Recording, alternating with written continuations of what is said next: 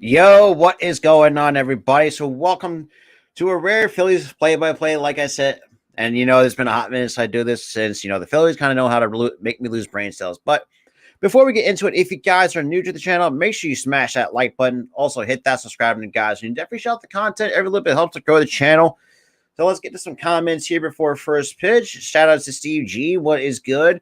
What up, good Star Wars 99? What up, Butterfly? What's good, Jerry? Shout out to you. Shout out to Sleeping Angels coming through. And what up, normal guys? So let's just bring up the scoreboard. Damn, I know Arku may not be happy. Hey, you're not. Hey, tell me about it. But so obviously for the lineup for the Phils, who, let's be real, own the living crap out of the season series, so for that dates back to last year, 22-2 against the Washington Nationals. Let's be real, for a team that, like I said, won the World Series in 2019 and completely shit the bed for the next couple of years. But the starting lineup for the Phils, you got Schwarber leading off, playing left, Rhys Hoskins batting second, playing first, Bryce Harper, the designated hitter, hitting third, JT hitting fourth, Alec Bohm fifth, Cosio sixth, Brandon Marsh seventh, G. Segura eighth, Stott ninth. But for JT, he's hitting .310 in his last 10 games for the Phils. I do not exactly know what the hell happened. For some reason, that's the really most ironic thing. We can beat other shit teams like, I don't know, like Baltimore. Apparently, we couldn't even beat Arizona, for crying out loud. So it's Chicago, the Cubs, and the Diamondbacks we can't beat for whatever reason. I don't get it, Sleeping Angels. I really do not get it. I'll be completely honest with you. Well, yes, we got Anibal Sanchez now starting on the bump for the Washington Nationals. Yeah, so Mother Nature just doesn't. I hate Mother Nature sometimes, especially for those who are in. No, like in Florida, who has dealt with the after effects of the hurricane. So hope everyone's safe out there. Also, shout out to the Seattle Mariners finally breaking up a 2-decade-long playoff drought. So we got Gibson and Sanchez. Yeah, pretty much. And the first pitch to Schwarber, that's slided to left for a base hit. That's gonna be extra bases for Kyle Schwarber. Schwarber might go 3. Wow, Kyle Schwarber with the lead on triple. Wow, you'll love to see it. You'll love to see it. Kyle Schwarber with a lead on triple. Hey, and that's a good piece of hitting too. Like, this is another thing too. Like, I've always nitpicked with some of these hitters, like especially left-handed hitters. If they're giving you, shifting to you to pull, take it the other way. And besides, Washington's not that great defensively anyways. Yes, sir. It's crazy how much he still gets love from Chicago. But it's 1 ball, no strikes to Rhys Hoskins. So that's the third triple for Kyle Schwarber. Good God. And the 1-0 pitch, that is low, 2-0. Sanchez is one of those pitchers that's not going to give in. He's going to throw a lot of breaking stuff, a lot of off-speed stuff, and make you chase, make you get yourself out. He doesn't have dominating stuff, but he throws a variety of pitches up to 6. So it counts now 2 balls and no strikes to Hoskins. He was at 253 for the year. The shallow left field. And Call will make the catch for out number 1. Nah, not enough to score. Not enough to score Schwarber. So now we got Harper. I mean, shit. I mean, it's crazy. Like, well, the only person, I mean, makes sense. And it's crazy too when I actually look back at it. The fact that this man, like, I think 2014 tours ACL and comes back and helps the Cubs win the World Series. Like, that, you cannot script that any better than you have to with Kyle Schwarber. Now, the only issue is, a lot of times, is that us Phillies fans, we have to deal with his. Yeah, he's 7 for 14. I mean, a lifetime 500 average against them. So now I got JT, who's been so far been red hot like the last 10 games for JT. Oh, wow. They actually intentionally walked Harper. Well, that's, yeah. This was an issue in Chicago earlier this week where the Phillies hit into one double play after another. Well, the Cubs have sinker ball pitchers. That's the reason why. Very short lead for Bryce at first. So we got to throw over. But Harper really doesn't, it's not taking that big of a lead at first base. So it is what it is. Like, that's insane. And JT will take a strike right down the middle. Honestly, I would not mind taking a pitch of a sink. Honestly, the one guy that we're really we're frustrated with the strikeouts, but he has returned on his first year. I think it's still a good year for Kyle Schwarber, despite the average not being there. I'm very happy with this season with Kyle Schwarber. I am very excited. I'm really happy with this dude's season. Let me fix that. There we go. By the way, these are two pitchers that do not work quickly. Castellanos is a bit of a pain in the ass. And JT swings and misses for strike 2. Things are flying in here, Tom. Gotta anchor stuff down. You got to wait back on Sanchez because dude's a junk baller. Well, shout out to the 8 that's coming into the building. Welcome, everybody. And we got the 0-2 pitch with the runners on first and third. And the pitch. Swing and a miss, strike 3. Down. And Sanchez gets his first strikeout on JT. And at the work. Yeah, just poor plate discipline. But Schwarber's not bad, but he's got to cut down on the strikeouts. That's really lower ask for. But Castellanos is another guy that's a perfect example that just knows how to frustrate people. Had a good last year with the Reds, but for some reason just completely shut off when they came to Philly. And that's inside. 1 ball, no strikes to Alec Boehm.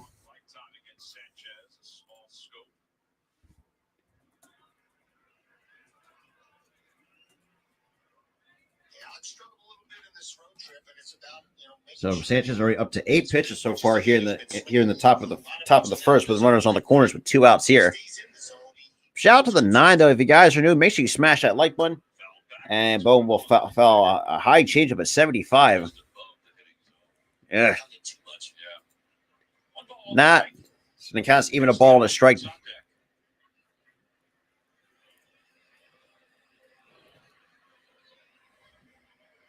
Oh, absolutely. Trust me. I even jumped off the Cubs bandwagon. I wanted the Cubs to win the World Series. Despite the fact that I don't know how Cleveland gave up a 3-1. That's 1-2. A 89-mile-an-hour fastball right by him. Sanchez for his career has won 115 games. He's 4 games under 500. It's the 5th highest win total for a Venezuelan-born pitcher. Damn. Fernandez leads the way with 169. Former Phil Freddie Garcia is number 2. God, I forgot about Freddie Garcia. He's ahead 1-2. Another 1-2 pitch. First pitch is high. They throw back towards second. Schwarber's coming home. And that is wow. Wow, good base running by Schwarber. So Harper takes second and Schwarber steals home. Hey, we'll take the first run any way we can get. I mean, look, say what you want about Schwarber defensively, but his base running is really deep. It's still good. It still holds up after a while. Being away from Chicago. I mean, you love to see it though. So Phillies take a 1-0 lead on it. Look like a double steal. Garcia who took the throw, and he just ends up launching one to home plate. Yes, sir. Shout out to the 8 though. And that is low. 3-2. Luis Garcia, second baseman, ends up launching a throw to home. And Yeah, Schwarber's hurt, though. Schwarber's going back downstairs. Damn. wonder where he hurt himself. Yeah, he's Oof, man. it's just a raspberry. Hopefully it's just a raspberry. That's not what we want to see. Runner at second base. And the 3-2 pitch. Pitches pop foul And in play. so Bo will stay alive on that pitch. Now it's still a 3-2 count. Still a full count on Alec Boehm.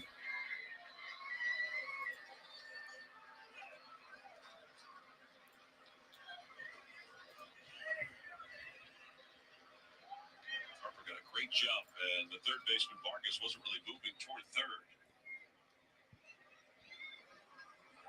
And the 3-2 pitch. Swinging and a miss, strike 3. Well, the Phillies had a dip back into the So Phillies somehow steal a run on a double steal. So hopefully Kyle Schwarber's okay. So now we're going to the bottom of the first with the Phillies up 1-0. But with that said, so obviously this play-by-play is let's talk about our sponsor SeatGeek. What's going on, everybody? Proud to announce the Spotlight Sports Network are partnered with SeatGeek.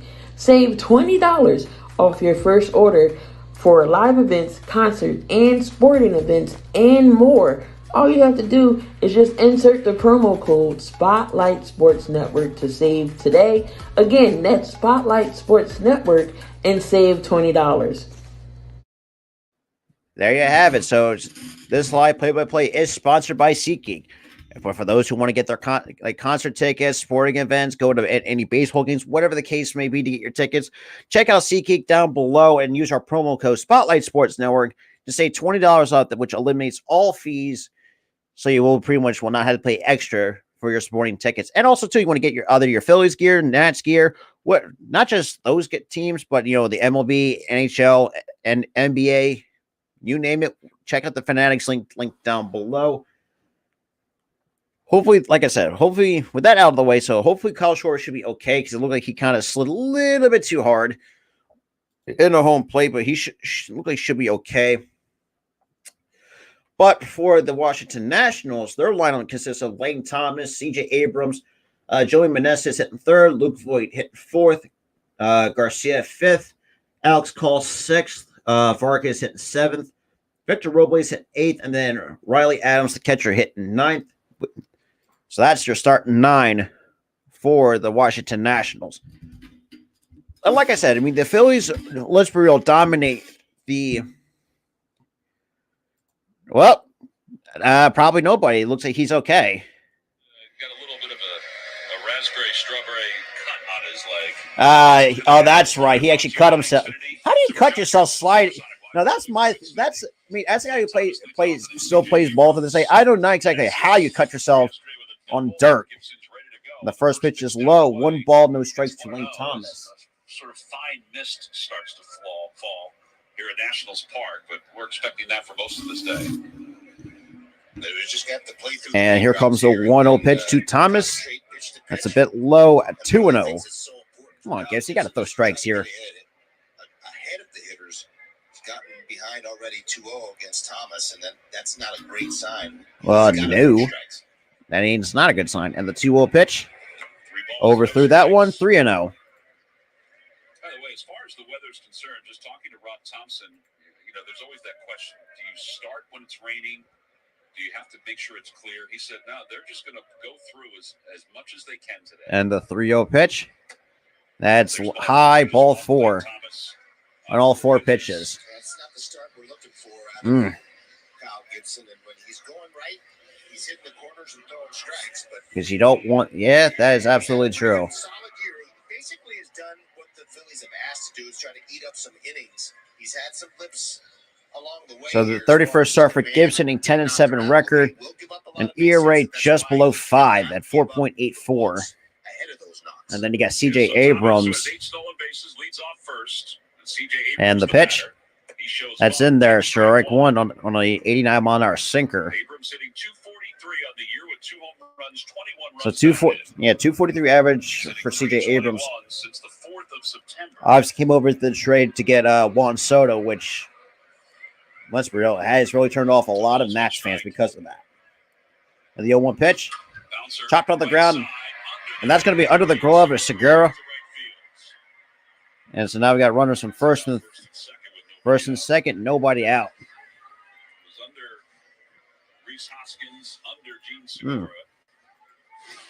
Not a good start so far. I mean, just gets past Reese Hoskins and just underneath the glove of Gene Segura for first and second. And under the feet of Lane Thomas, too. You couldn't throw it any better. So now we got Joey Meneses, who this dude's been known as a hitting machine for the Washington Nationals. Excuse me, Joey Meneses is the batter. Meneses 2 for 4 with a double. So Thomas at second base, Abrams at first. And the first pitch, that's low. 1 ball, no strikes. Really been impressed by the way this young man handles the bat. He's always had a lot of success in the minor leagues. So Meneses already hitting 323 with 12 homers, 29 RBIs for the Washington Nationals so far this season.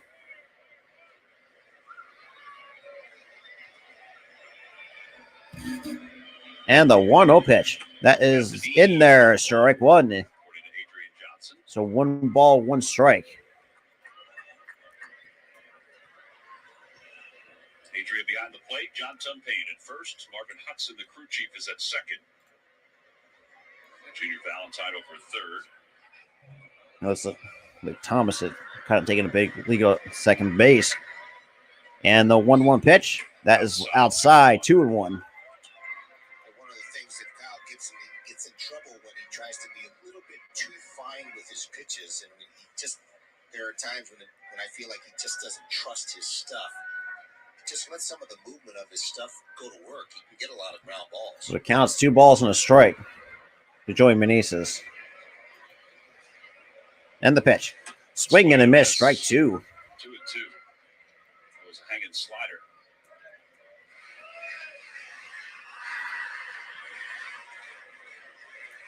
Meneses at 23 home runs, 82 RBIs for the Phillies AAA affiliate back in 2018. See his numbers with runners in scoring position. So 235 with runners in scoring position.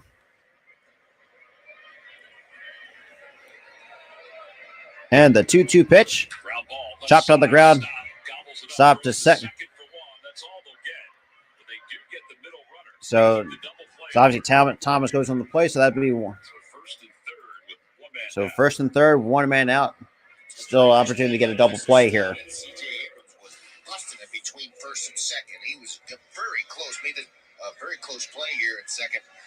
Stop comes forward and gets that lead runner, as you said, Tom. Huge. And now we got Luke Voigt, the cleanup hitter, now coming up. Because Voigt, if he hits into the ground ball in the infield, that's likely to be a double play. Doesn't run very well.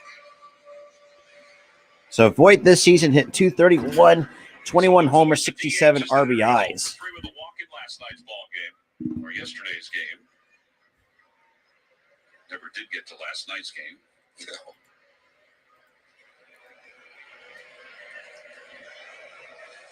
And the first pitch, swing and miss for strike 1. Strike out. You can get him that way too. Since coming over to the Nationals, he's hit into 2 double plays. Well, you're not wrong. Well, that's what power hitters tend to do. Tend to overswing. 59 strikeouts for Voigt. And the 0-1 pitch, chopped foul. It's 0-2. But they can go after him here. I know that Kyle's not necessarily a strikeout pitcher. The last time he faced them, or last time he was in a game, he struck out 9 against the Braves. Yeah, it's really about staying out of the zone on this 0-2. Yeah, tried not to stay in the middle of the zone. Pitch as opposed to throwing anything that he can. I had a feeling. Yeah. They've had some Me, I'm just waiting for my. with these 0-2 situations. God damn. Make the pitch that they need to make. How the hell is Oklahoma losing to CCU? That's good God. And the 0-2 pitch. And got him almost a bite, so 1 ball, 2 strikes. Yeah, Luke Voigt's trying to fish after that. You're just a little too far out.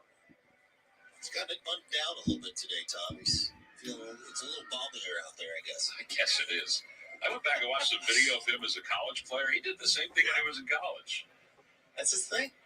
So now 1-2 strikes, and the pitch.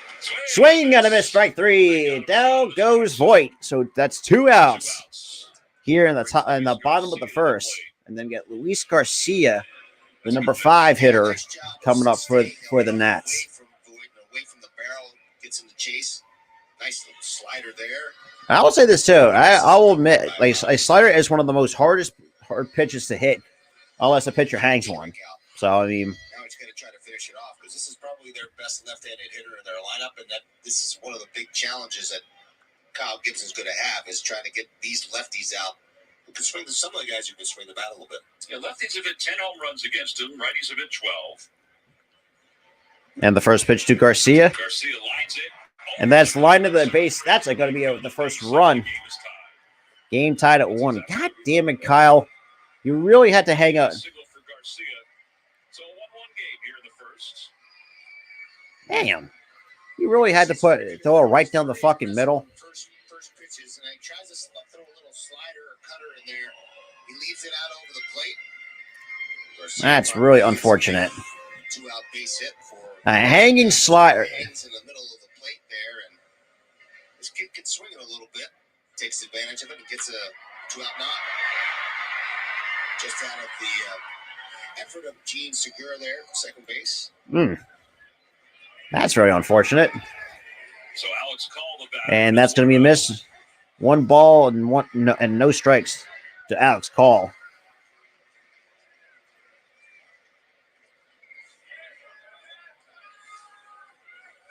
Call yesterday was 1 for 3 with a walk. He's sitting right where Meneses is at this point, leading off second. Counts 1 ball, no strikes. And the pitch. That's in there, strike 1 to even count 1 ball, 1 strike. So important for Kyle Gibson to get this team back into the dugout without giving up really the lead here. And I know they've tied the ball game up, but I'd love to have it tied instead of having the Nationals take a lead. And the 1-1 pitch is low. They throw behind the runner at first. Good job. And then Haason's going to block that throw from JT. Counts out 2 balls and a strike.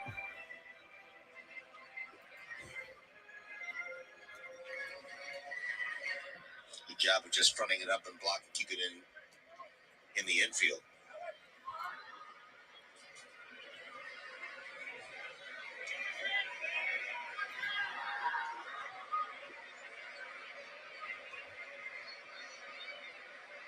And the 2-1 pitch. That's in there, strike 2. Call kind of gave up on that one, that slider. And for Kyle Gibson, it's about him finding which pitch that he feels most comfortable with as far as being able to command. He's got 6 pitches that he can go to. And it's about narrowing down which pitch he's going to feel comfortable with going to in tight situations. Counts 2 balls and 2 strikes. 2 balls, 2 strikes, runners at first and second. And the pitch. Check swing. Did he go? Yes, he did. That's the second strikeout for Gibson. However, the Nationals come back to tie it.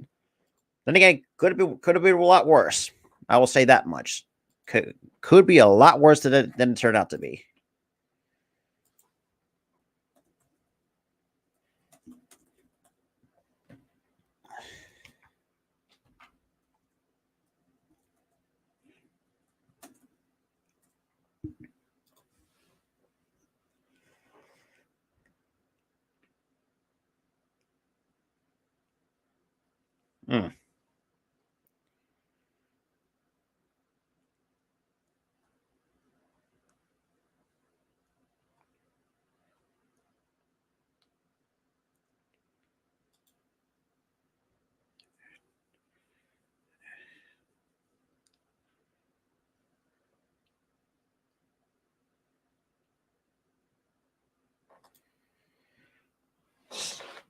Hey, just 1 bad pitch.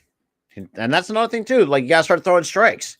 If you can't throw strikes, it's going to bite you in the ass. Because I can say, as a pitcher myself, if you don't throw strikes, you're going to wind up getting yourself out of the game sooner than you think. That's all I have to say. But still, like I say, it could be a lot worse than what the score brings us. So now, We got to deal with. So now we got 6, 7, 8 now coming up for the Phils with Brandon Marsh, Gene Segura, and Bryson Stott to face. At this point, I think two guys that have to go, especially in the all season, is Thor and Kyle Gibson. Will hit the bricks because guys like that, for me, in my personal opinion, doesn't really help. Doesn't really help because they pretty much throw batting practice, if that makes sense. Because nowadays you see guys like guys like Nola sometimes. The first pitch is in there, strike one to Nick Castellanos to lead it off. The bottom of the top of the second.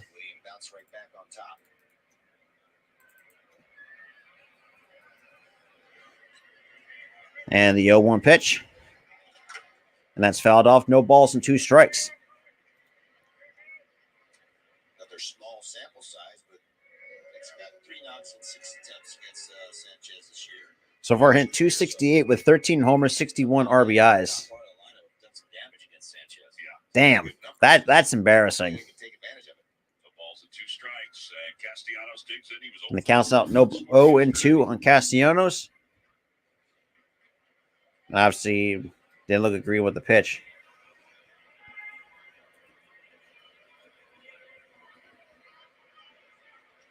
And that's chopped foul. Odds powered by PointsBet, the over-under. Wow, 9 runs today. Plus 105, minus 120. It did start at 8. Because that first inning didn't make them feel any more confident that it would be 8 or under. No. A shout out to the 5, though. So the count's still no balls and 2 strikes. And the pitch, that is high. One ball, 2 strikes. Well, there are 2 pitchers you can give up a lot of hits. They do pitch to contact. You got Brandon Marsh now on deck for the Phils. And the 1-2 pitch. And ground ball to third. And so Meneses will get the tag on Castellanos. So 1 away here in the top of the second. And that's what he does. I mean, he's going to do nothing but change speeds. That's the art of pitching. It comes out of Anibal Sanchez. He doesn't have tremendous stuff, but not like he used to. Off the barrel. He's only allowed 2 earned runs or less in his last 7 consecutive starts. I mean, that's doing some damage on the mound.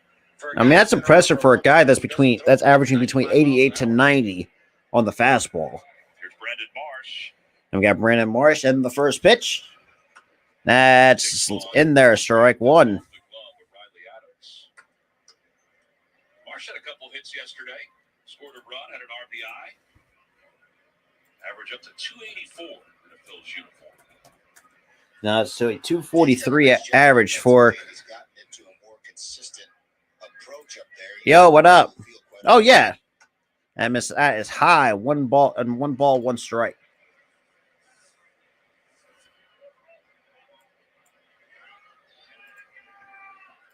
So Brandon Marsh, the number 7 hitter, with Gene Segura waiting behind him.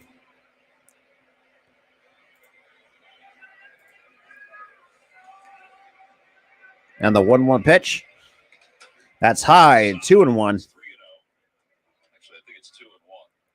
Yeah, 2-1. Scoreboard reads 3-0. Yeah, we have. Are they mailing it in up there or what? We got some games to play.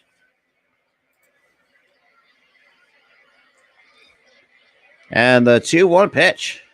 That's high. Now it's 3-1. It's 3-1.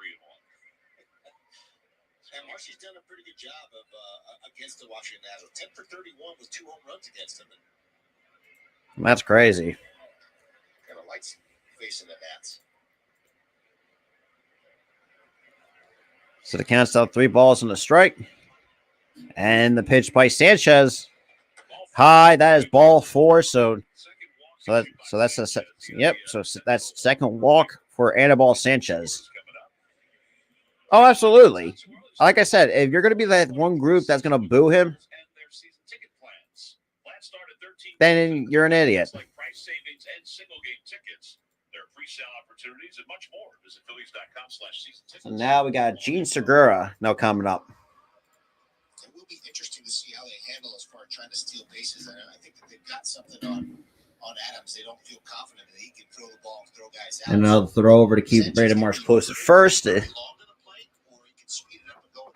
Damn it, Jerry. As a base runner, you want to be ready every single time for that longer delivery. They got chances to run on. And the first pitch almost hits Gene Segura. So 1 ball, no strikes. Phillies were 6 for 6 yesterday with stolen bases, the most in a single game since 2009. 6 for 6 in stolen bases. So another throw over to keep Marsh close at first. Rob Thompson is kind of cutting these guys loose and puts more pressure on the defense. And had a great percentage. The count's now still 1 ball, no strikes. And the pitch. That's, I don't think that's a strike. So now it's apparently, according to the home plate umpire, this looks like a strike. So it's now 1 ball, 1 strikes. The way I see it, it was not a strike, in my honest opinion. So the count's 1 ball, 1 strike to Segura, and another throw over.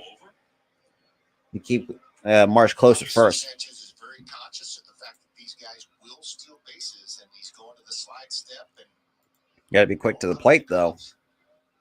And the 1-1 pitch. That's outside. 2 balls and two balls on the strike. so as a hitter, you have to be prepared for that slide step. It'll take you off timing-wise, but you certainly have to be ready for it. He's done it several times. A shot at the 6th, though, that's coming in. Timing away from him a little bit, but now you got to be prepared for it. Yeah, the opposition has Raleigh Adams. The count's now 2 balls and a strike. And that's fouled off. Even to count 2 balls and 2 strikes. I guess others have seen too. He's had some troubles exchanging the ball from his glove to his hand a couple of times. Perhaps he's trying to be too quick mechanically, but hey, any advantage you can take it. Yeah, Ruiz, who was a very good defensive catcher, he threw out 28% of the runners trying to steal. National set up for 2, 1 man down. And the Pitch. Segura lines it and, up toward center field. Robles. and that's in the lineup to Robles for out number 2. Back to see if they can get Marsh, but he's back. Yeah, so 2 outs. that's 2 outs here, and here comes Bryson Stott. Who had a nice day yesterday.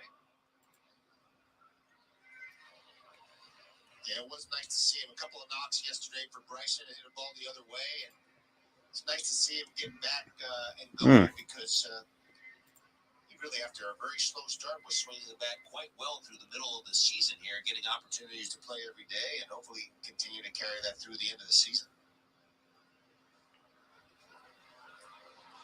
So I got Bryson Stott now coming up with the runner on first with 2 outs here in the top of the 2nd.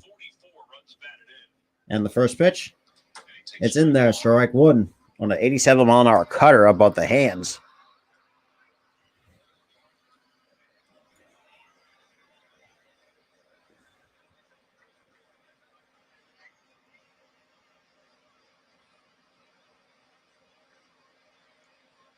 He has hit some timely home runs this year. He hasn't homered since the 3rd of September against the Giants.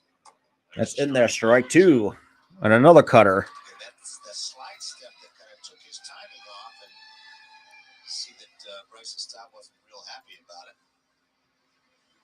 Probably not happy with himself, I guess, for not being prepared for it. Very competitive. And you have to be ready for the slide step. Counts down no balls and 2 strikes. Marsh leads off first. And the pitch.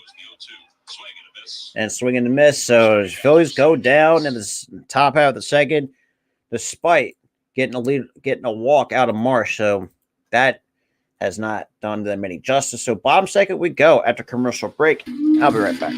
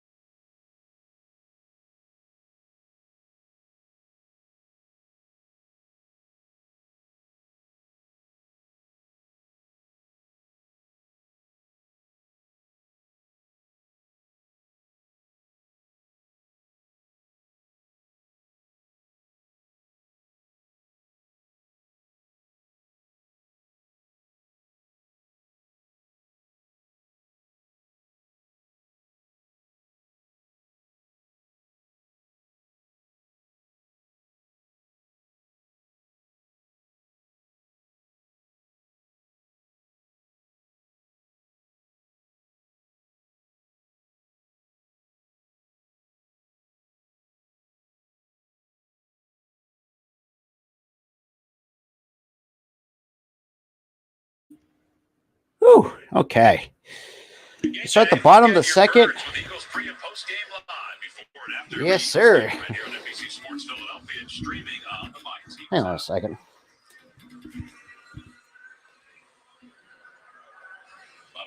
There we go. So game's still tied at 1.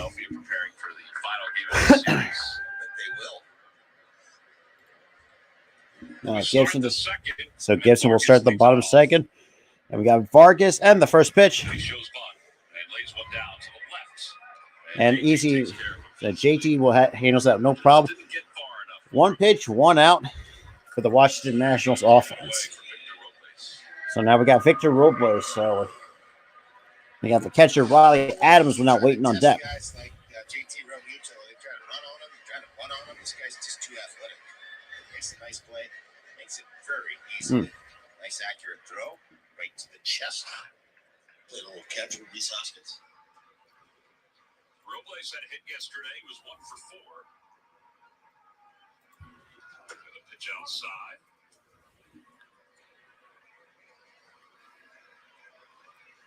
Now it's 1 ball, no strikes to Robles. Nice, very nice. You love to see it. And here comes the 1-0 pitch. And Castellanos will make the catcher out number 2.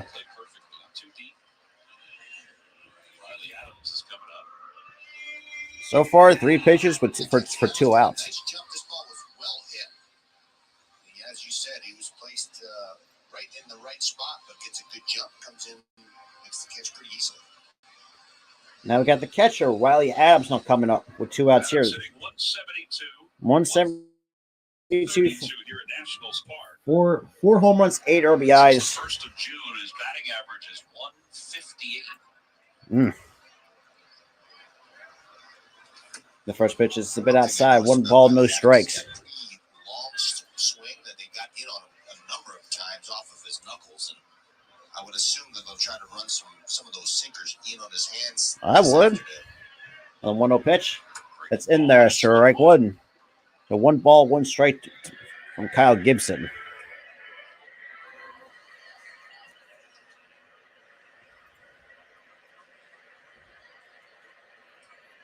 And the 1-1 pitch. And that's going to be a base hit up the middle that's the 3rd hit for the Washington Nationals. And then we got top of the order for Lane Thomas, who walked his first plate appearance.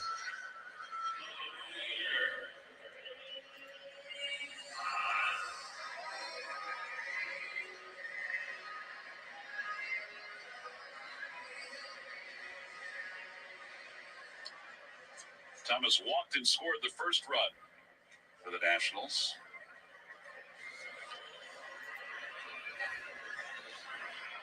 And the first pitch. That's low. 1 ball, no strikes. Kind of a spark plug for them. He's done a nice job. I mean, this is why I think Gibson needs to hit the bricks. 17 Jackson. Something that I'm a little surprised by. I didn't see that coming. And the 1-0 pitch. In there, strike 1. That's a good. Okay, that's a good place cutter at 89, though. Got him from the Cardinals in the John Lester deal. First full season. 1-1 is lined out. And that's line into the left, and that's going to be another base hit for the Washington Nationals. Yo, what's good, Butterfly? What is good? As you talked about earlier, I mean, he's going to give up. Kyle Gibson's going to give up his fair share of hits. It's just a matter of making sure that when he does, He's got to keep him out of the zone. Too many people on base. He's just got to stay out of the middle of the plate. And when he does use the middle of the plate, hitters are taking advantage of him. 261 career starts for Gibson. This kind of weather, though, does not faze him. And we now got CJ Abrams in the first pitch that is chopped on the ground to second. And that's going to be safe for CJ Abrams.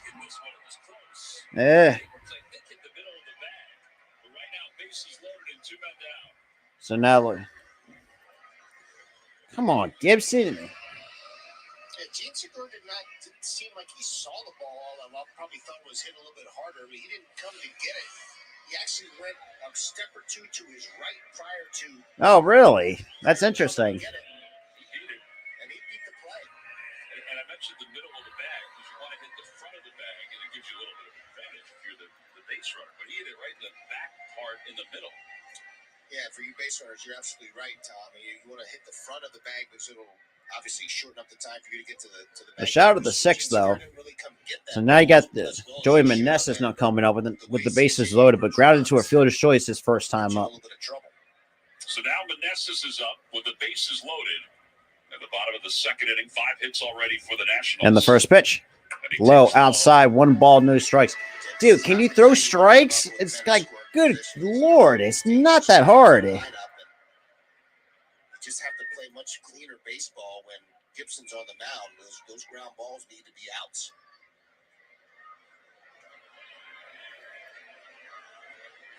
Now it's hit sharply under the glove. And that's going to be another run scored. So this is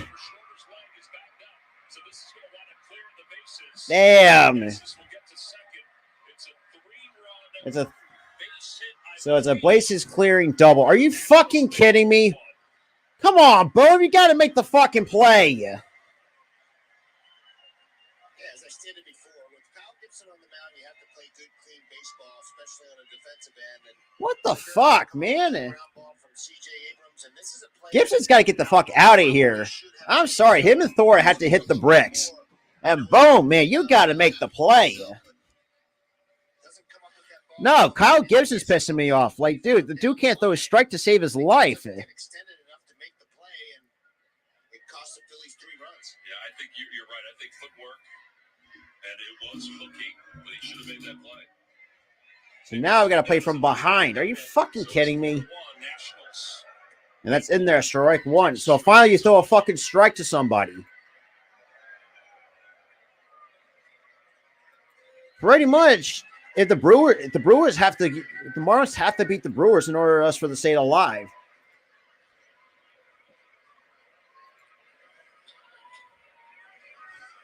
And the 0-1 pitch. Outside, and it's Of 1-1. 1-1. Yeah, the score one, you just don't often see him make a mistake. And it was a mistake in just judgment and hesitation. And that allowed Abrams, who runs well from the left side, to beat it. And that one by Alec. Just needed to use that long frame and get on the ground. Yeah, get your fucking glove dirty. And the 1-1 pitch. 2-1. It just didn't seem like he moved his feet well enough on that particular play, and I know he's probably kicking himself. I'm pretty sure Gibbs is going to be done. Just got to let it go now. No, it's not just me. This is what the Phillies do in September. They completely shit the bed in September. Nothing changes, which is embarrassing. 2-1 to Voit. Well, thank God for Eagles and Sixers basketball. So at least we got that. I'm looking that. Not just that. I mean, I've had called some good games with the Phils, but it's just and the deep left center that is gone. Are you serious, Gibson? Wow.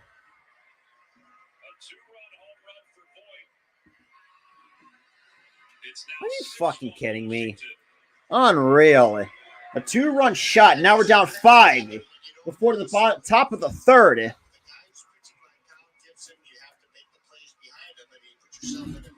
Hey, you're not wrong. Yeah, 5-run bottom of the second. Are you fucking kidding me?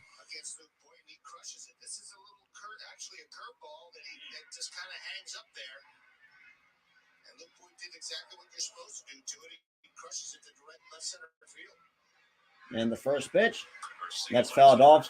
No balls and a strike. Oh, Lord. Are you okay, Robert? Are you okay? No, fuck Kyle Gibson. I told you y'all may get beat by the Nationals one time. Not to mention, I mean, shit, we still owe it. I think we lost like twice to them dating back to last year. So pretty much we won like 22 games out of the 24.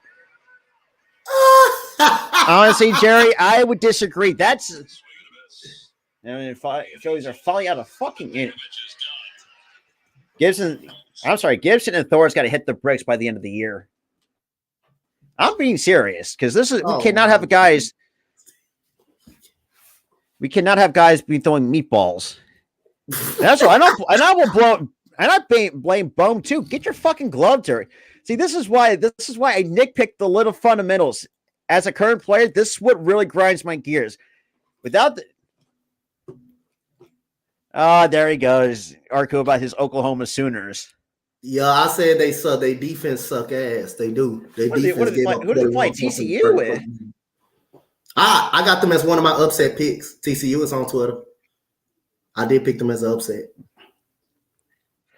I thought because I looked at the match site, I think TCU is going to I had a feeling that TCU was going to whoop their ass one way or the other. The Big 12 is too unpredictable. Yeah, 12. You're not wrong. Oh, y'all do play a double dip today too, huh? Yeah, technically we were supposed to play a doubleheader yesterday, but Mother Nature had other ideas. So, not to mention, we had to push the game back to 1:45 because of the rain.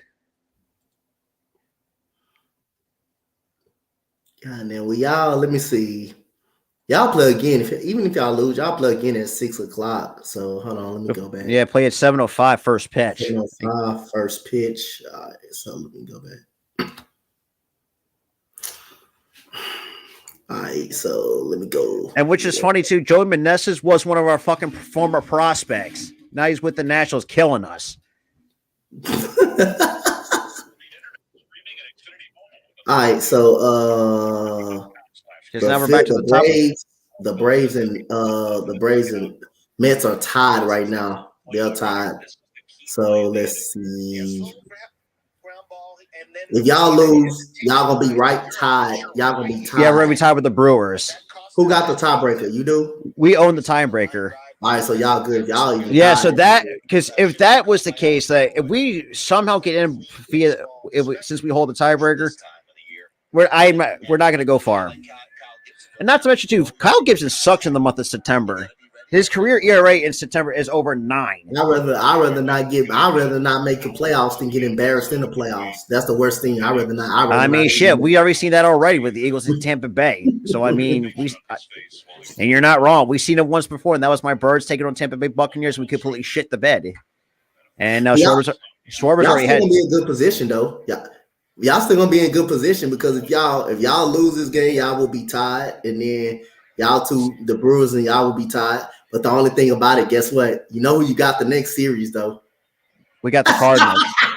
But still, here's the thing: we own the season series against the Cardinals. That's good, but you know who you got in the next series, though, right? You know who you playing in the next series, right? Because if we still hang on to the third wild card, we have to play the Cardinals. So I'm okay with that. I say, first of all, y'all got to make it past the Astros the very next series. You better hope we don't end y'all playoff hopes going in out tied. Honestly, if that's the case, I would rather be eliminated. Like you said, rather be eliminated than get embarrassed. So like I said, I've seen that once before, and that was in Eagles football.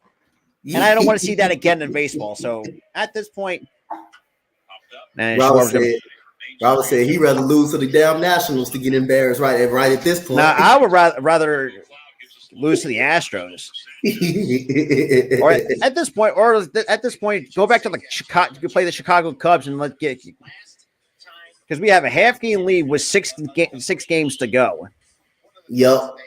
Oh boy. And I will admit to you, bringing last. Come on, Schwarber, that's a right pitch right down the fucking middle for strike 3. He swung it or he took it? Like half-ass swinged at it. Like, good God. Like you had your first at bat was a lead-out triple, for the love of God.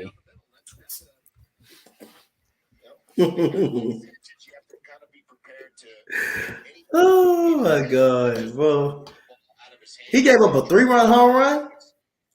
No. Boom.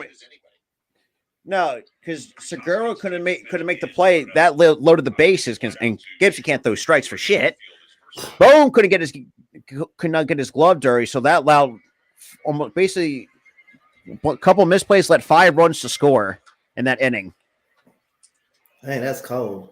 That's crazy. Because Gibson cannot. That's what It Jerry still Lee doesn't said. make Fuck sense. the Phillies. Jerry Lee said, "Fuck the Phillies." I mean, it's year after year. I mean, because I'm going to start writing down the list on the players that we don't need to bring back. That's Thor, because dude is absolute washed. And I'll admit that too. The dude has not been good for the last 4 to 5 years. Gibson, I think he's washed as well. Mhm. Hoskins, I say, I don't know, because I'm 50-50 with Hoskins, though, but because part of me wants him gone, but part of me wants to stay for like another year. Damn, that's. I think Falter, can stay in the rotation. I think he's proven to. I mean, look, Falter has had some bad starts, that's for sure. But overall, minus those bad starts, he's been one of our somewhat consistent back into the rotation kind of guys. So I'm okay with having Falter in the rotation.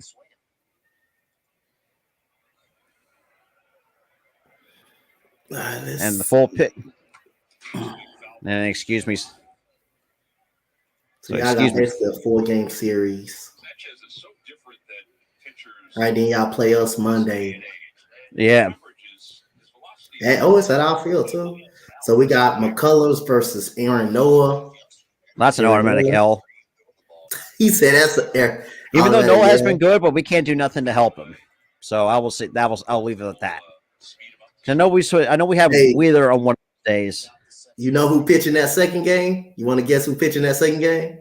Let me guess. Is that Thor? No, y'all got Ranger Suarez, but you know who he pitching against? I'm okay with that, actually. Ranger Suarez has been pretty good in his last few starts. You know who he pitching against, though? And Hoskins. That's 5 strikeouts for Anibal Sanchez. The dude's a fucking meatballer.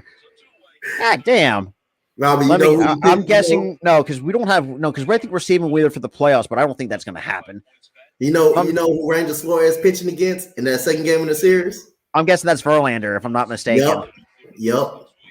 Because you always got to save your best guys for last, basically. Then the third game, and y'all got somebody named, I don't know. He started with an F, but we undecided. We don't got a third pitcher. Bailey Falter. Yeah, Falter. Yeah, he's pitching the third game. Yeah, but he's been pretty decent as well. But the only guy Gibson's got to hit the bricks. Honestly, man, I had no expectations. For some reason, he ain't doing jack shit for us. So I mean, at this point, him and Thor. And Phillies go down 1, 2, 3. As soon as y'all don't make the playoffs, I'm tagging BLSG. I'm gonna find him. I'm gonna find that dude. I'm gonna find him. I'm gonna say, what's all that noise you talking on Twitter? What's all that noise you talking on Twitter? Because for me, anything with Philly sports is I have low to no expectations. Eagles this year, that's a little bit different because I know it's still early. Y'all play better with Bryce Harper. Even y'all play better with Bryce. Harper. We talked about it on the show. Like I would rather just shut him down. Better with Bryce Harper actually off the lineup.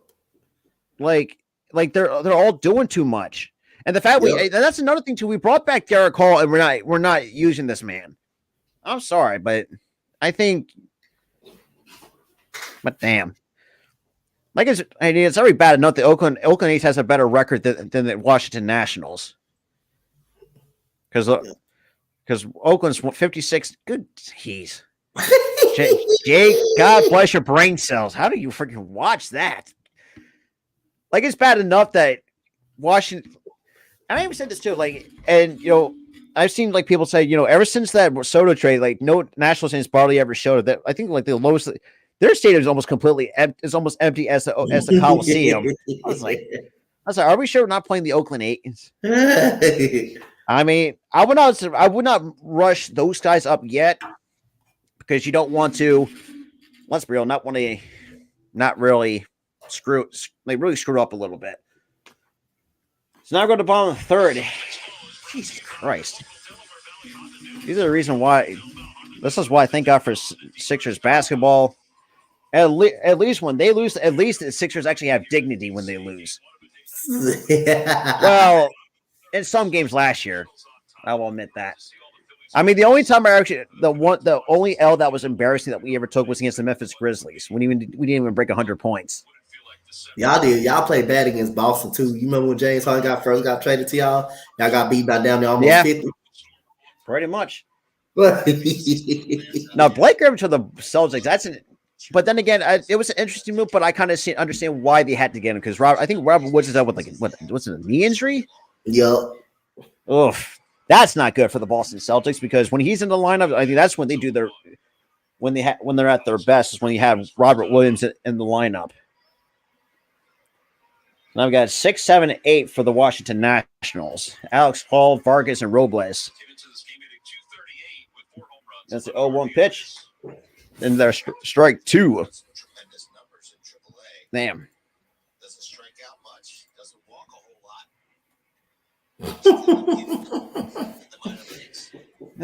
Dante. Hey, when I looked at the message in the group chat, you said the Phillies blow. Oh, that's for Kyle Gibson. Hey, I would say, let me go look at the score. They must have did. The team national must have scored, popped them. And then I said, 4-1, I had to come over here and check on you, man. I had to come check on CV. All right. At this point, it's a numbing sensation. It's like icy hot.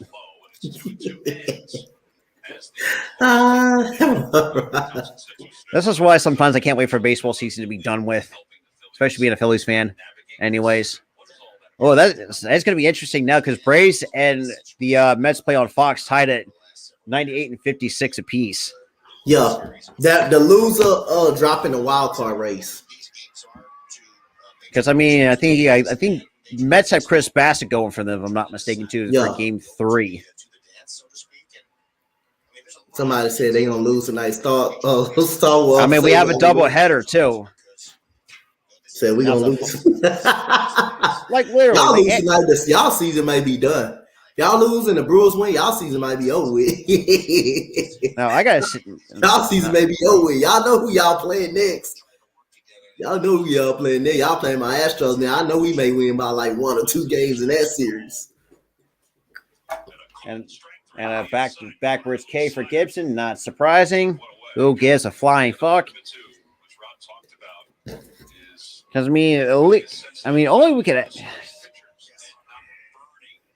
Then again, I don't know. But then again, you can't trust the Brewers. You can't trust them either because that is true. That's another team that's been. You can't trust them either. They I think when y'all lose, they can't seem to win. They can't really seem to win when y'all lose. And Arku's is losing. Freaking Arku's losing his mind on the Sooners, and that's what I'm going to miss. Say y'all, and they play the Diamondbacks at home, so the Brewers got a way easier schedule than y'all do. They got the Diamondbacks. Hey, Washington, can we have Cesar back? We'll give you Kyle Gibson for you. Honestly, I do miss Cesar though. And that's chopped to the second bit to Segura. So easy 2 outs there. So let's see. So Brewers so it's Everett Cabrera is going for the Miami Marlins, taking on Aaron Ashby for the Brewers. But Ashby is 2-10 with a 4.50 ERA, taking on Cabrera, who's 6-4 with a 3.15. Yeah, the Brewers, that man, what? Ashby is 2-10 with the 4.50 ERA. 4.50. He ain't done so bad. That'll be 2-10 though. Yeah, that was like 2-10. That doesn't make sense. Is the Brewers scoring runs for this dude? Damn. I have no idea. So easy. So finally, Kyle Gibson gets a 1-2-3 inning. It's about fucking time. So top 4 we go. So let's see. But the only issue is, but some of them, like Anderson's has one. So some of the Marlins hitters, they don't have no hits against Aaron Ashby. So that's doesn't help us. So 7. But Eric Cabrera better ball out. I'll say this too, man. Let's be real. Mars guy should have had at least get a couple of runs for Sandy Alcantara because you cannot have a pitching performance like that and completely shit the bed. Yep. I mean, you only managed to give up one run yesterday, and you somehow and then game one you got lucky with a grand slam by Avisail Garcia. Abisail Garcia. So you got Michigan up 20-7 right now. They got the game going on. Even though I know that even though Iowa actually, if I'm not mistaken, too, Iowa also owns Michigan too. If I'm not mistaken, too. Yep. Iowa driving the ball up the field though. But what helps us too, like looks like Chicago. Well, Chicago did one yesterday against the Padres, so that's funny. So hold on. So y'all we're a game and a half back of the San Diego in the set for the second wild card spot. Let me see. Let me go back. Mm-hmm.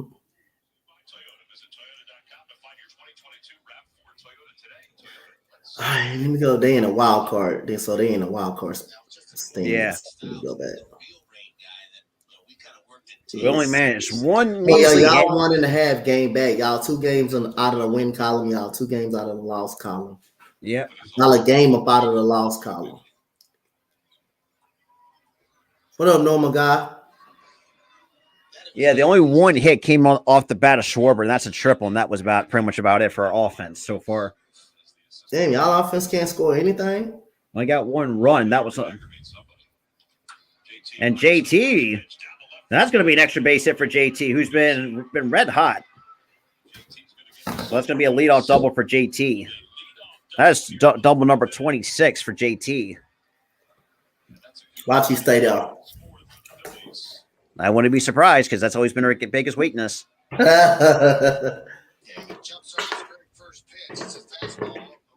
then we got Alec Bohm now coming up right now with good. And then we have Castellanos. Yeah. But yes, you got Clevenger and Dylan Cease going at it for between the White Sox and the Padres. Cease is 14-7 with a 2.06 ERA. Dylan Cease pretty good. Why? Honestly, I'm surprised he even get moved. Because for me, I definitely would move him to a contender. Because I'm sorry, but if you're gonna have a guy that's having a good year like that, deserves to be on a contender. Like, honestly, I mean, for me, I would like to see him on Houston. If I'm not, if he get on Houston, boy, it's over. It's a done deal. Pretty much. I mean, that's what I would have done. Because let's be real, Chicago ain't the White Sox ain't doing jack shit. I'm sorry. I'm sorry, but the fact that you lost the division to the Guardians of all teams, like that should tell it. And also, I'll put the Minnesota Twins on the grill too. You had the division in your hands, and you fucked up.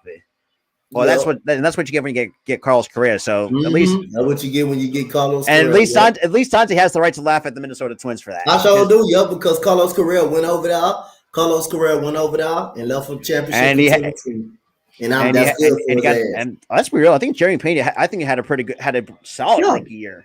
He ain't hit for a high average, but he had a good year though. I mean, defensively, absolutely. I mean, that kid's good. I think he might be and I said this too. I think he might be a much better player than Correa. Up in the future, he have. Yeah.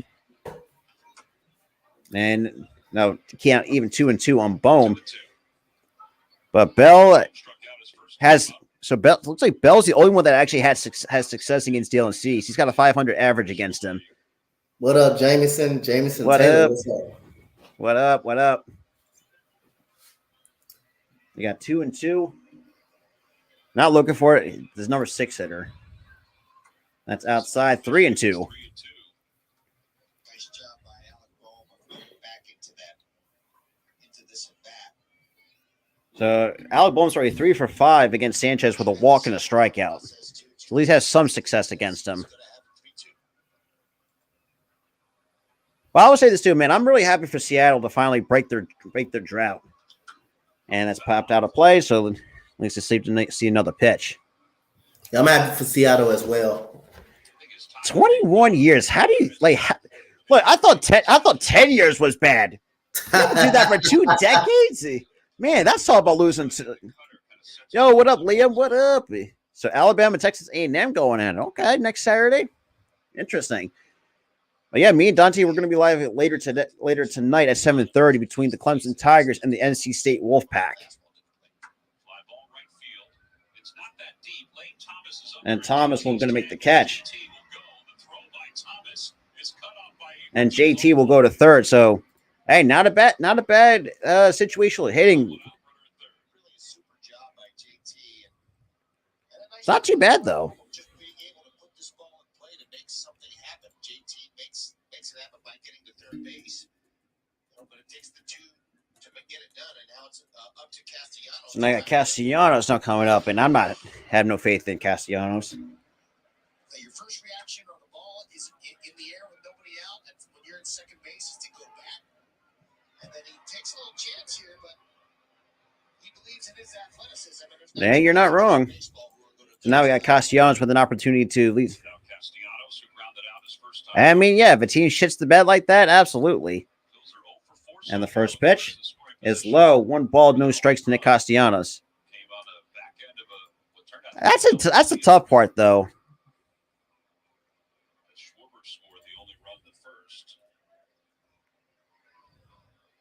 And the 1-0 pitch. That's swung and a miss for strike 1. So 1 ball, 1 strike. And then steal home the same sequence since 1996. Oh, damn. But shout out to the 11, though. The count's now a ball and a strike to Castellanos. I have no faith in Castellanos. And that's going to be a base hit. Never mind. And JT comes home, so that's going to be another run. Now they got to keep constantly chipping into this lead. Every run is important, and with the infield back in that situation, just using the middle of the field on the ground, that's all you really need to do. And Cassie stays on. And that's just all you got to do is just try it. And that's another, like I said, this is why I nitpick a lot, especially with hitters. They're trying to do too much and try not to do too much. If you get like a pitch that you can handle, then take a hack at it. Now we got Brandon Marshall coming up. 41 on this road trip. And the first pitch, it's in there apparently, called strike 1. It's time to keep that line moving. They did a good job of getting that run in. Pretty good situational hitting, and now it's try to rebuild the inning again.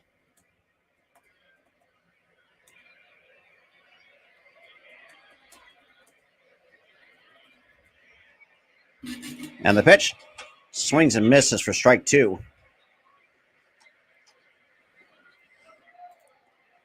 Counts now, no balls and 2 strikes to Brandon Marsh. His first time up, drew a walk.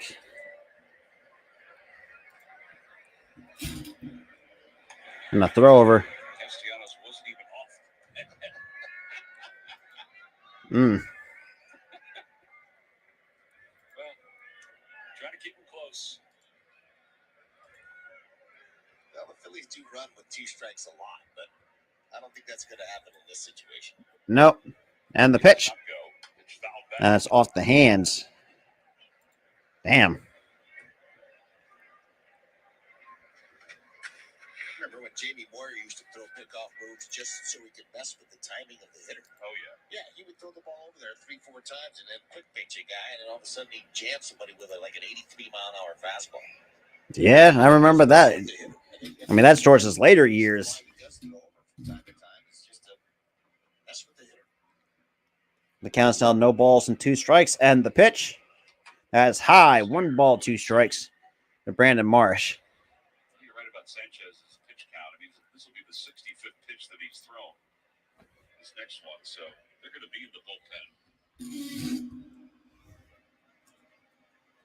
Pitches by inning. Hey, he's not super efficient. Seemingly has got the job done, especially lately over the last 7 or 8 starts. But And the 1-2 pitch. 5 or 6. And that's going to be down the right field line. That's going to be extra bases. So it'll be runners on second and third. So a 16 double for Brandon Marsh. And then we got Gene Segura with an opportunity to add more to cut into this lead. Gets a hanging, it looks like a hanging curveball, and just like I said, try not to do too much. Even though he pulled it, but it was just like he got to wait for that ball to break. So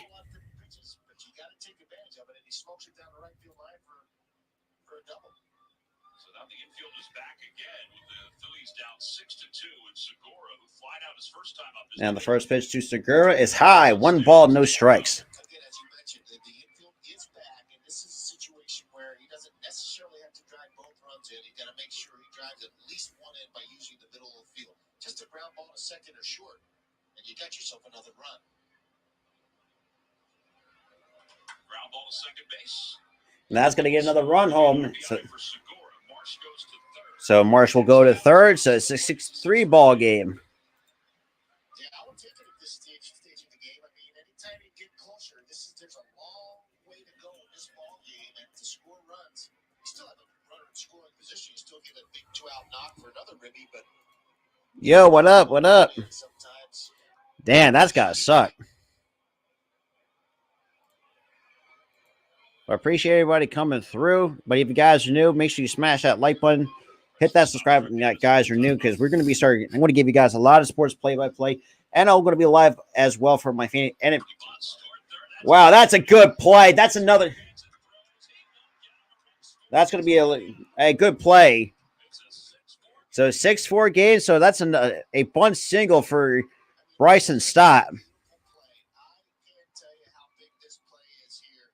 And this is what can happen when you have good situational hitting. You can put the team in a position to score more runs.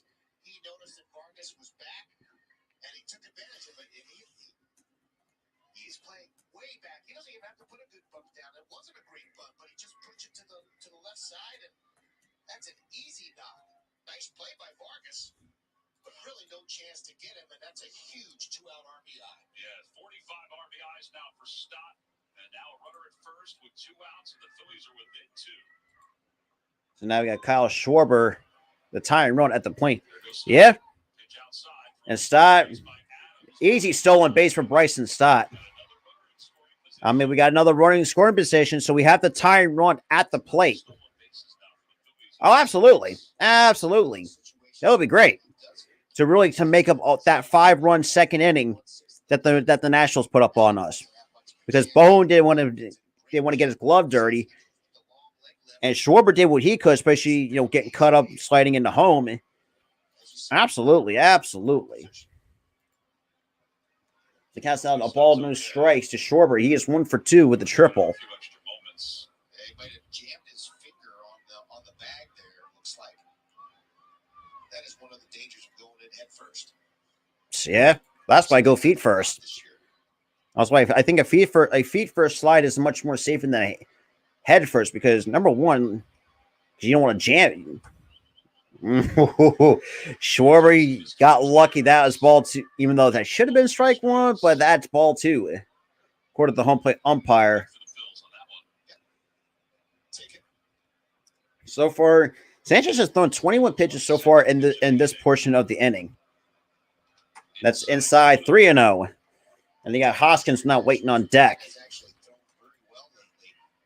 love to get some of those guys in there early, not using their what I was. So it looks like we're getting some.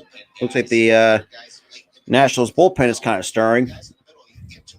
And the 3-0 pitch, that is low, ball 4, and that's gonna bring a Hoskins to the plate with an opportunity to be the go-ahead run. So you got the tying run at first base here at the top of the 4th with only 2 outs here. It seems like to me that the Phillies do their most damage, especially throughout the year, with 2 outs and runners in scoring position. And that was towards say between July and August in that area. But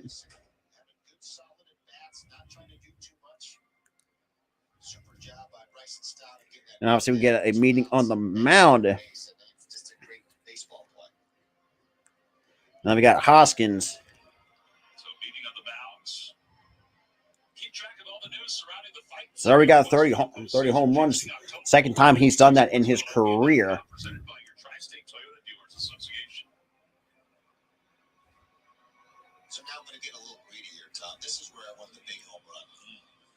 Peck away, and a couple of bloops, a couple of good pieces of hitting, and I'll take the homer now. Well, they got Hunter Harvey warming up in the bullpen. Yeah, it's only 72 pitch. See, this is what the Phillies do best. Even though that first pitch is inside, one ball, no strikes. They know how to ground it at bats. A lot of times people don't really think, grind up, because that's where the Phillies do well.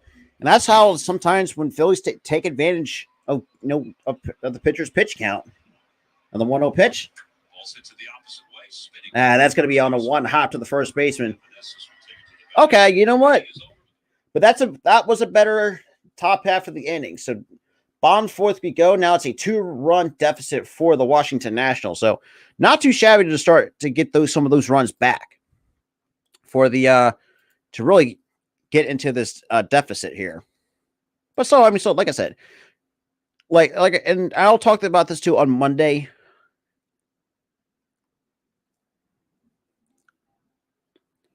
But yeah.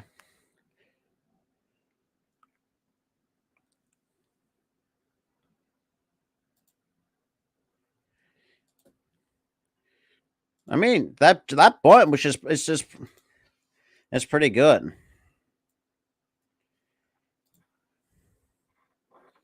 We're now running a commercial break.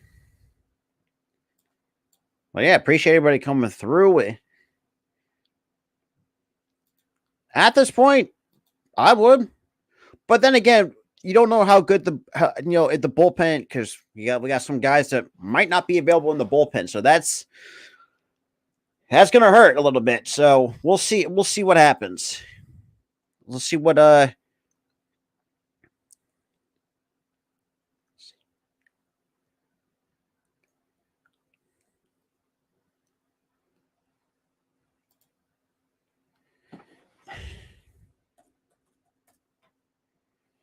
yeah, but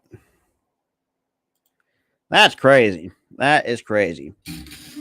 But like I said, I appreciate everybody coming through because the NBA.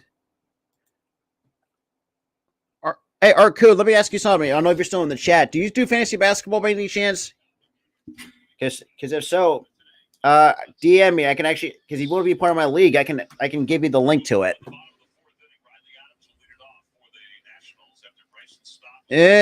Yes, but I don't.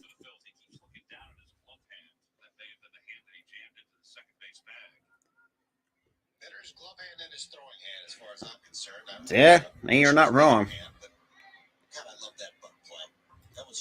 So now I got 9-1-2 for the Washington Nationals. I appreciate it, Positive Philly. The first pitch is hot in there for strike one. I'll give a quick shout out to my good friends Patrick Davis and Caitlin Rooney, who are getting married today at 5 o'clock. Nice. Philadelphia. I mean, if we don't play it, swing and a miss, strike two. So no balls and 2 strikes. I hope so, because if we keep playing like this, we're not seeing the postseason for another year. This is gonna be like. So we have to straighten up, especially this is serious. This series is important. And the 0-2 pitch, that's outside 3 and 1 and 2, I should say, just up dead outside. I mean, yeah.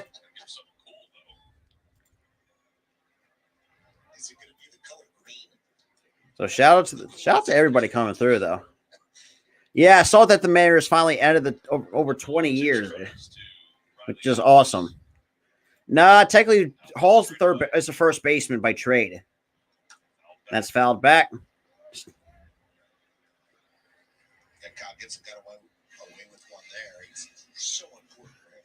Oof, good God.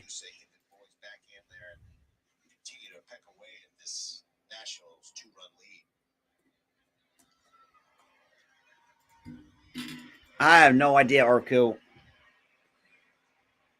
And here comes the 1-2 pitch once more. And right idea, almost got him the bite.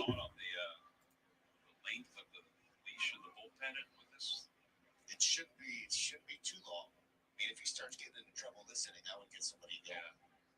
Yeah, you're not wrong. It's not like he's fooling guys all that often. And the 2-2 pitch. It doesn't mean he can't get himself into a groove. I agree. He's bounced back before, got himself into a groove, and Now it counts. held things down for a while. But at this stage of the game, Now it's a full count on Adams. Really, you got to be on the full. 3-2 to Adams. And the 3-2 pitch. And that's popped up. And that's going to be out of play. Right idea for the place to cutter, but just try to pop it up in the infield. For the 2022 Roberto Clemente Award, recognizes players who best represent the game through positive contributions on and off the field. He certainly has done that. Yeah. Vote today. Clemente 21. something he and his wife has made a real concerted effort. And the 3-2 pitch. Swing and a miss, strike three.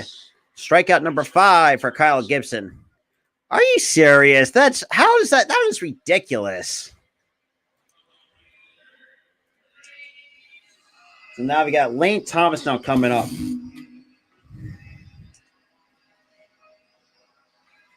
scored 2 runs so far. He walked his first time up, singled his last time. Wow. Oh, good Lord.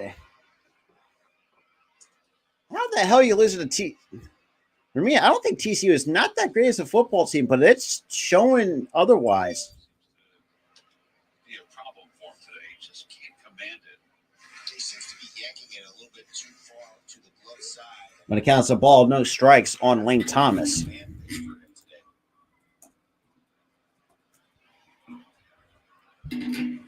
And that's in there. Ooh. 94 mile sinker at the knees for ball 2.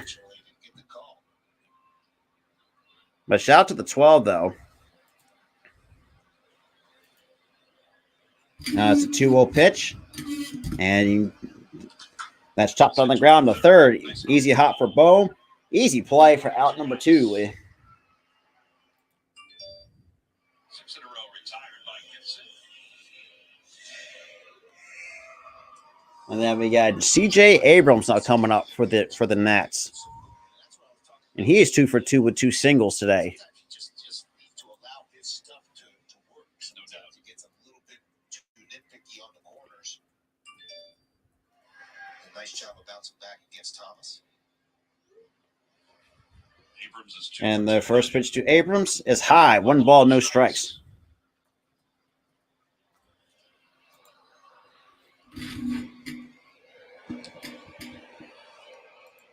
I don't understand why would they postpone football games, even though.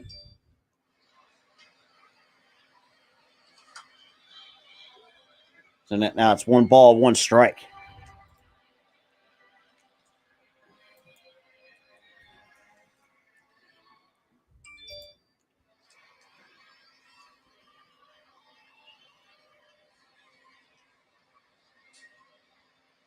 Ground ball right side. And Segura has it, and will make the play for out number 3. So 1, 2, 3 go the Nats. Now top of the 5th we go. It's still a 2-run game. So,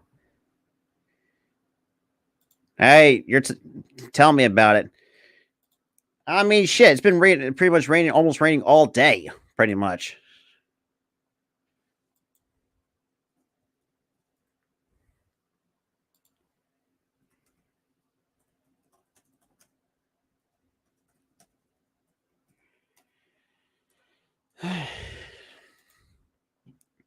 Yo, what up, Flame? What up, man?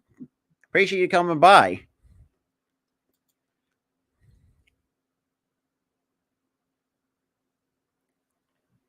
Appreciate everybody coming by.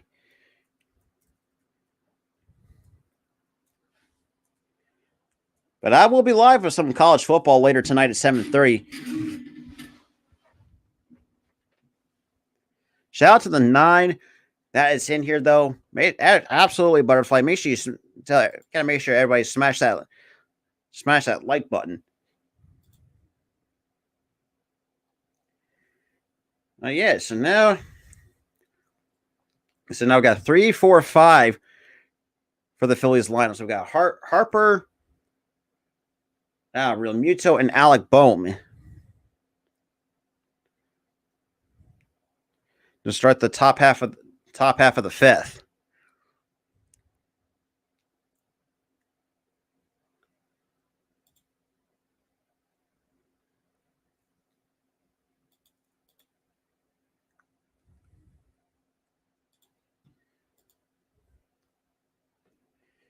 Yeah, right.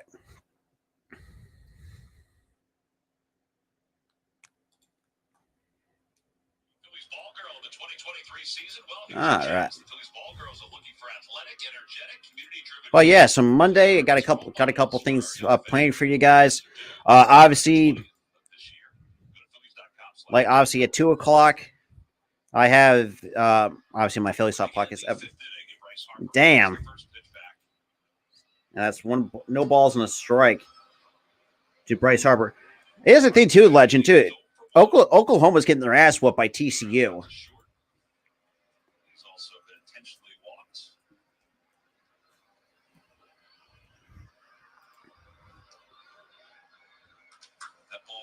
And Harper to right. Thomas to the warning track, and that's going to be out number 1. Damn.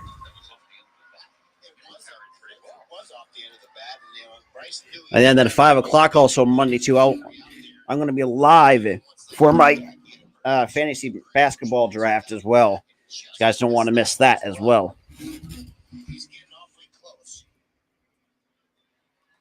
The pitch is obviously on the outer part. He just gets it off the end of the bat. It's a game of millimeters. Yeah. Millimeters on the barrel. Yep. There's JT. He doubled to start the rally in the 4th. And the first pitch to JT. Oh, JT took a hanging curveball, and that's a long foul ball. Damn.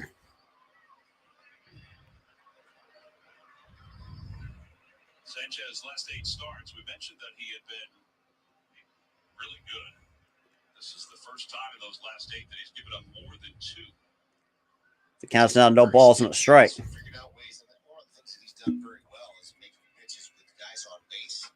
That's in there, strike 2. He's one of those bend but do not break guys, and he's done a nice job of it so far over the last 7 or 8 games. And thankfully, the Phillies are fought back and got back into this game against him. 0-2 to JT. And JT's already 1 for 2. And the 0-2 pitch. That's outside. 1 ball, 2 strikes. Yes, sir. Absolutely.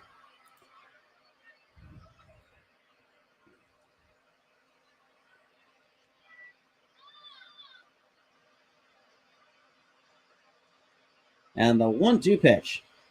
That's low, 2-2. So Texas Longhorns at West Virginia. Okay. And you got Clemson and NC State going at it at 7:30. So me and Dante will be on the call for that. So don't want to miss that.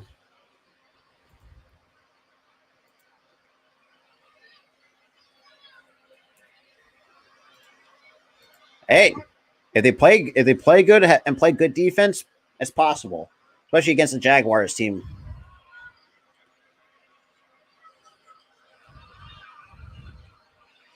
And the 2-2 pitch.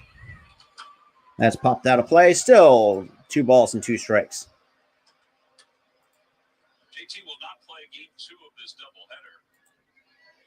Why not? Rob Thompson said that Garrett Stubbs will start game 2 of the day-nighter.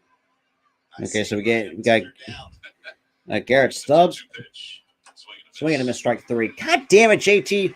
Leave pitches above your hands, for the love of God. Like, damn. I think Quinn. Oh, we need 2 or more runs. 340 starts, 16 years. I guess this is his 17th year now. That's crazy. That's some longevity for. Now I got Alec Bohm coming up. Earlier this year, he was not with anybody, so he went through a tryout. And there were a lot of teams that went to watch him pitch, and it was based on reputation more than anything else. Everybody knows he's not going to throw 95 miles an hour. Not like he used to. Those situations as As a scout, you want to make sure that the guys. The cast down a ball, no strike to Alec Bohm with 2 outs here and the 1-0 pitch. That's popped up. And Adams will be under off with the mask. And then Vargas will make the catch for out number 3. So the Phillies go down 1-2-3. God damn it. Can we score? Now we go to the bottom of the 5th. It's still a 2-run game. So we all know that,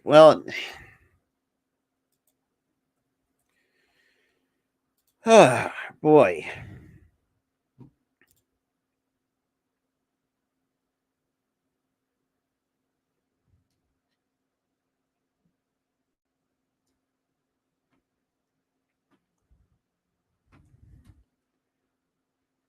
I don't know. We're just in.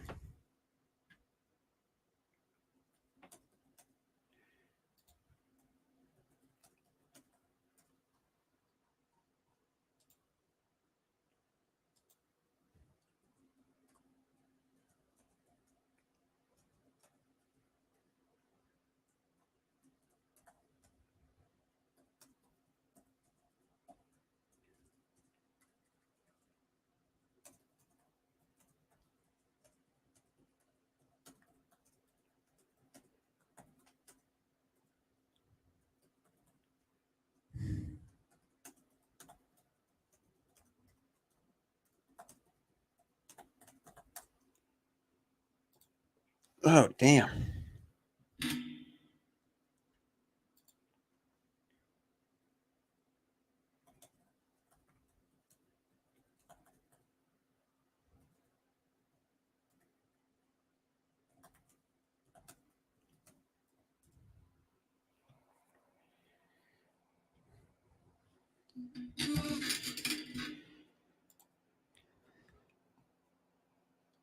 Yo, what up, Earl? What up?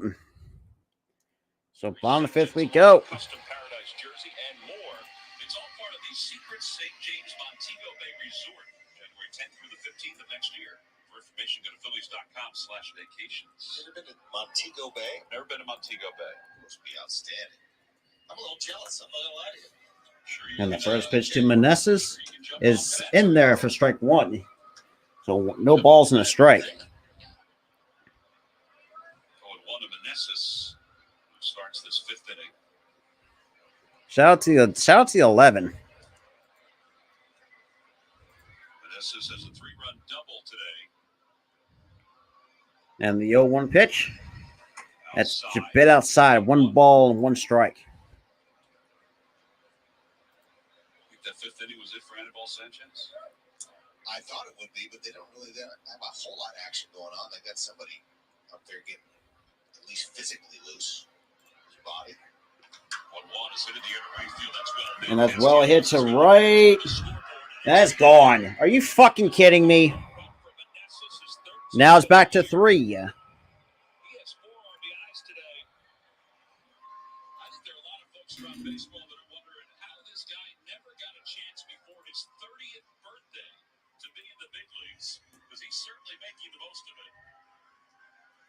You talk about doing a little Philly killing. He gets a fastball up and out. Hey, Thompson, can you just pull him already?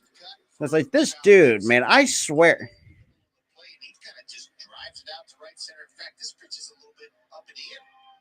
Gets his hands inside it and drives out of the ballpark. The ball's carrying pretty well to right. Takes advantage of it.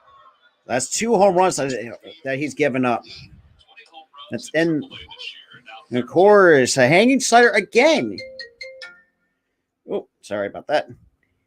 For Washington.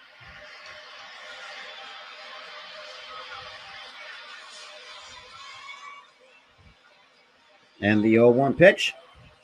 That's low. 1 ball, 1 strike. Luke Voigt had our giant home run replay. This was a 2-run bomb. This was over 440 feet. Yeah, you tried to throw a breaking ball here. You left it out, up and out over the plate. That's exactly what you do not want to do on Mr. Voigt and play. When he gets extension, boy, he can drive it a long way.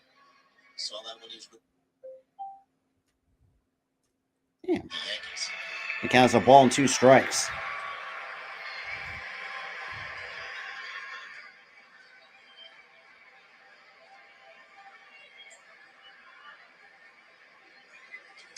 Inside 2-2. Boyd with 22 home runs now. That ties his career high. He had 22 in the abbreviated 2020 season. And he actually led the league with that number.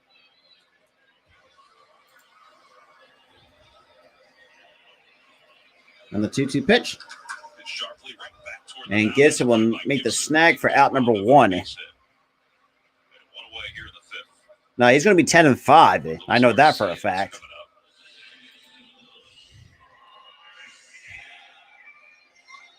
Well, for the best coverage in the game, here's our T-Mobile coverage cam. Through the hands by Gibson. Yeah, another good fielder. I mean, the Phillies are blessed with some pretty darn good fielders on the mound, and Gibby's one of them. As you said, he robbed a knock from him.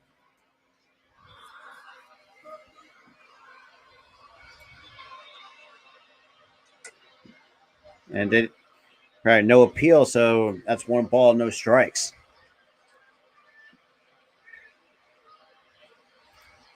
It has to be. And the 1-0 pitch. Outside. That's a friendly pitch. So 1 ball, 1 strike. That one looked like it was a little further outside, but we'll take it. Also a little surprised we don't have any action in the bullpen now. Oh, come! This is why I hate Thompson so much. Sometimes, if I see a guy like this struggling that has give up 7 runs, 4 shots at it. I would just get already should have had somebody up already.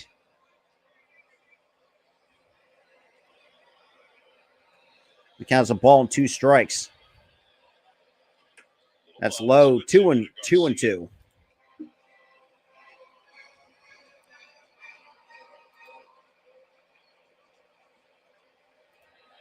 Pitches by inning for Kyle Gibson.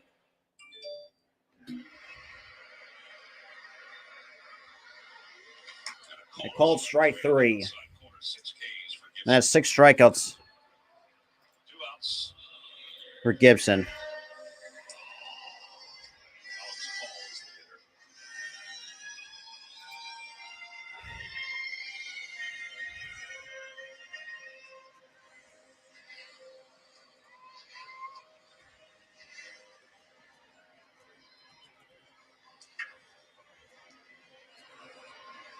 That is going to be it for Sanchez. Hunter Harvey continues to warm up in the bullpen for the Nationals. And the first pitch. In there, strike 1 to Alex Call. You wonder if this Harvey, if this year gives Sanchez pause to even come back next year. He wants to pitch next year. Talked to a couple of their coaches down there. He's really kind of auditioning. He wants to continue to pitch. That's outside. 1 ball, 1 strike. If it weren't for that 5-run second, this game would have been a lot different.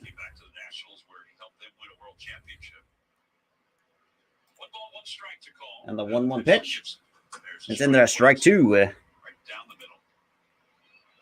they had quite the rotation, and he was the back end of that rotation. But yeah, I could be here for him. I mean, he done some innings, did a nice job for him.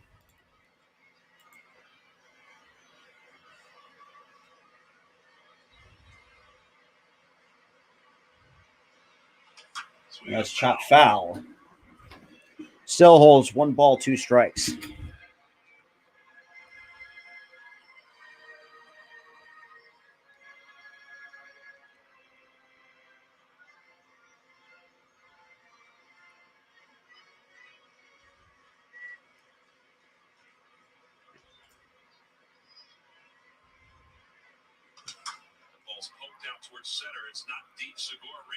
Segura will make the catch for out number 3.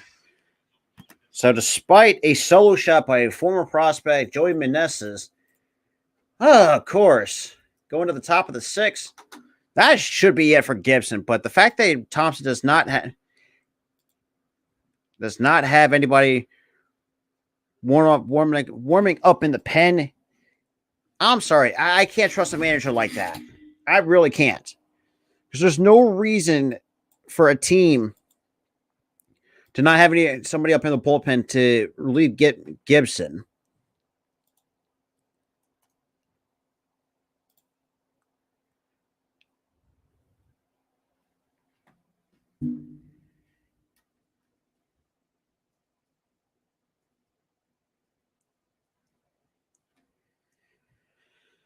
Oh boy.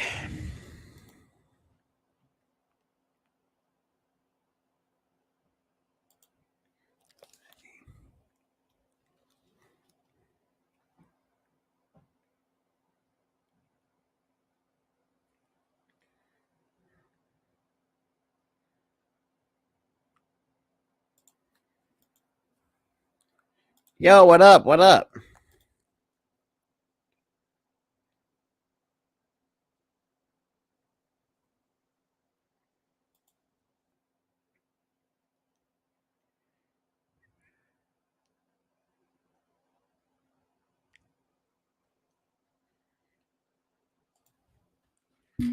So top 6 we go.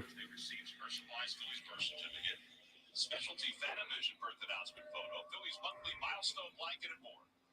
Your little one a fan for life. Join now at Phillies.com/kids club. Well, Nick Castellanos is about to lead it off. Phillies trailed 6-1 today. They're 1-27 this season when trailing by 5 or more runs at any point. Why? In a game. Maybe we can turn that. Let's make it a deuce. Hunter Harvey's going to take over for the Nationals. So we got a pitching change. So Hunter Harvey. Hunter's had a heck of a year, 2-1 with a 2.80 ERA and 35 games and just a 1.22 whip. From this bullpen, it's actually thrown very well in the second half of the year. This guy's got a really big arm. Able to get it up to 100 miles an hour. A lot of four-seamers. About 77% of the time. He throws a pretty nasty split as well. About 15% of the time. So that's the combination. He's going to go right after the Phillies hitters, I would assume. All right, so Nick will lead it off. Castellanos is 1 for 2. He is grounded out. He's also singled home a run. He has scored a run.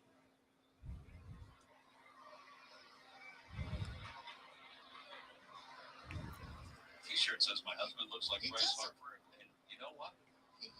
He does. He does. And the first pitch is in there at 98, right down the middle for strike one. Like, what is the philosophy nowadays? Like, why are we taking hittable pitches that you're down you're in the playoff run chase, you're down 3. Come on, start putting the ball in play. You have to do that. God damn. A good swing on it, and Castellanos lines out. Are you fucking kidding me? 5 innings, 5 hits, 4 earned runs, 3 walks, 6 strikeouts for Anibal Sanchez. That guy signing any autographs, Bryce Harper? Sure that there have been trips to bars where some people have thought that. And I got Brandon Marsh, coming up.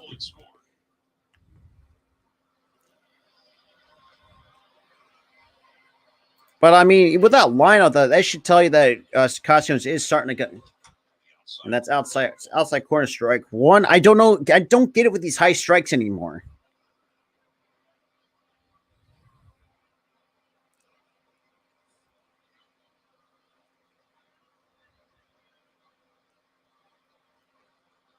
And the 0-1 pitch.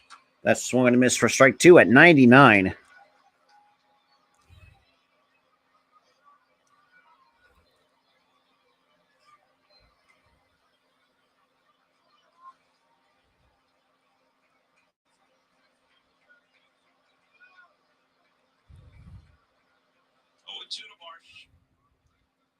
Then the 0-2 pitch.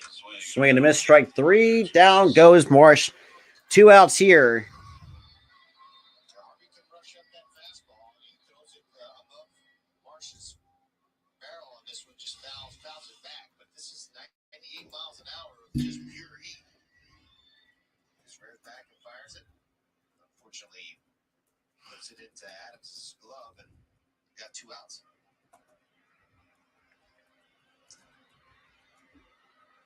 Harvey's 27 years old. He's a former first-round pick by the Baltimore Orioles. That's a slow bouncer out to short. Abrams up with it. That's going to be off the line. That's going to be into the dugout. So that's going to be an E6 on Abrams. So that's allowed Segura to go to second.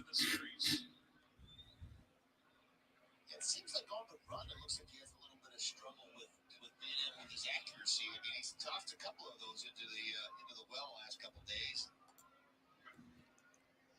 Nice to see the Phillies get another guy in scoring position. Hopefully, they come out with a big 2-out knock. Eugene's hustling here. He's got time. I mean, with a clean throw, this is definitely in and out. But he just seems to struggle a little bit. The throws on the run. The shot's the 11, though. And I got Stott. Yeah. Again, what is it with taking a first pitch right down the fucking middle for strike one? Don't like I do not get it anymore. Like I really truly don't.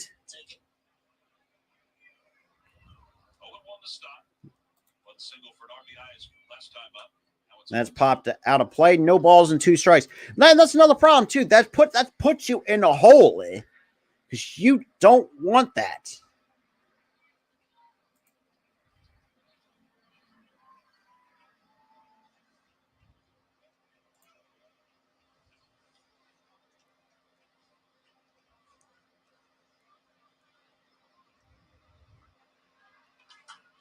That's fouled off at 99. Still no balls and 2 strikes. Into that no stride look with the 2 strikes. I kind of like it. It eliminates the movement. It's a little shorter to the ball and increases his possibility of making, contact.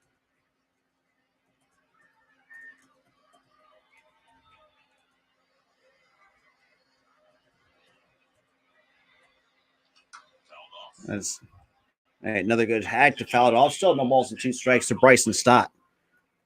Count remains 0-2 to Bryson Stott here at the top of the 6th inning. Phillies down 3.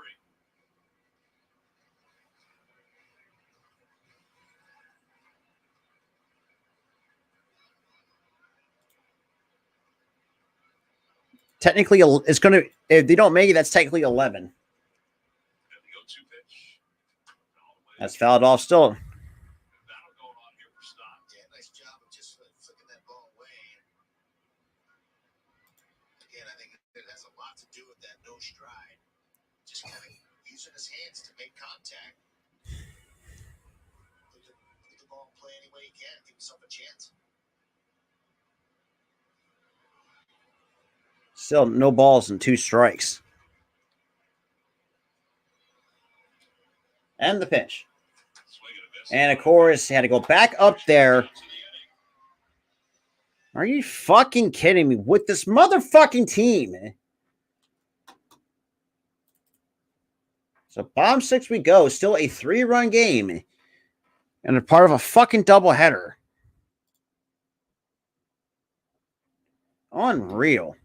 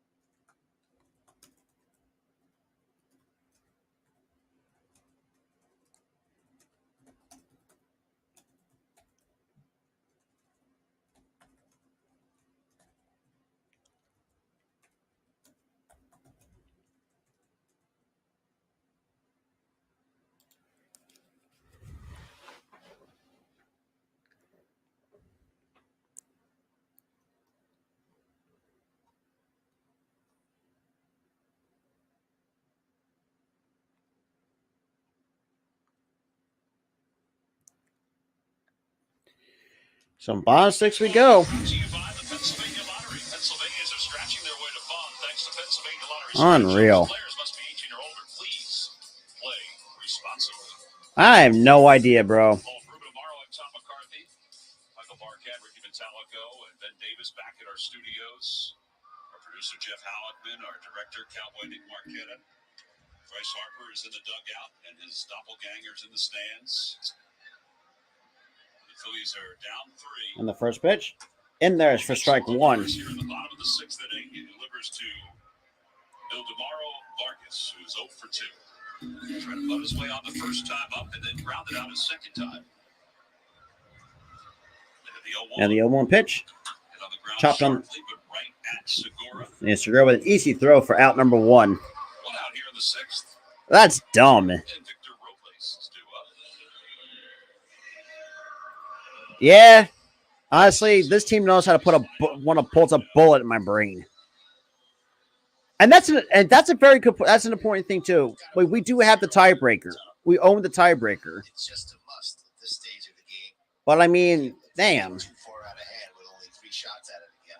Yeah. Well, I know the Marlins are not good, but if you have Sandy Alcantara pitching his ass off and you can't give him run support, then let's be real. I think Sandy Alcantara could do better elsewhere. Because if that's the way I see it. Even though I have no hard feelings towards the Marlins, but even though they do have a bright future, but still. And here comes the 0-1 pitch. And that's 1 ball, 1 strike to Victor Robles. Caught them on the phone. Andrew Bellotti had been warming up, but now it's Nick Nelson that's warming up. And they're getting Nelson warming up in the pen for the Phils. Nobody up for the Nationals, so you figure. And the 1-1 pitch. Will come back out again. Outside 2-1. Jesus.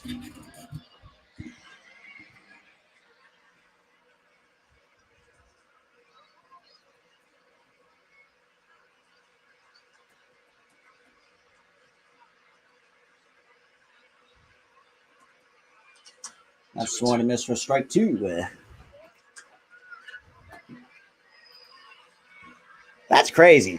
Now that would be, for me, that would be a hard thing to follow, in my honest opinion.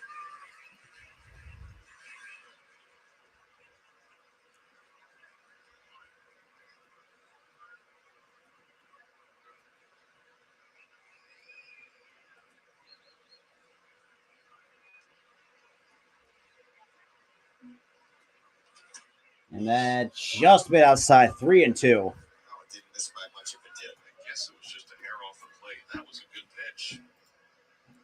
3 balls and 2 strikes. You know what? That does make sense. That does make sense. And I got a 3-2 count and the pitch. And that is strikeout number 7 for Kyle Gibson. There are 2 outs, and it brings Riley Adams to the plate. Now that's another problem. Adams is 1 for 2. Like, it's like, well, you got to give Wheeler some slack, because you got to think too. Like, he's also coming back from a 400 injury, but Nola is not an exception, because let's be real, if he does pitch his ass off, if the offense can't do anything, that's on the offense. And the first pitch, is low and outside. 1 ball, no strikes. Today's outing, he has surrendered 7 runs. Pitches by inning. 19 runs now in his last 3 outings. And the 1-0 pitch, that's outside. 2-0. That he's, if you include October and September, but 3rd outing since September 1st, that he's allowed at least 7 runs. He's got that ERA up above 9, I believe, for the month of September, now October. And the 2-0 pitch, that's in there for strike 1,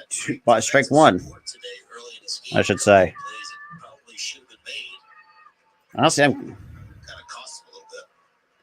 The Phillies got to keep fighting back.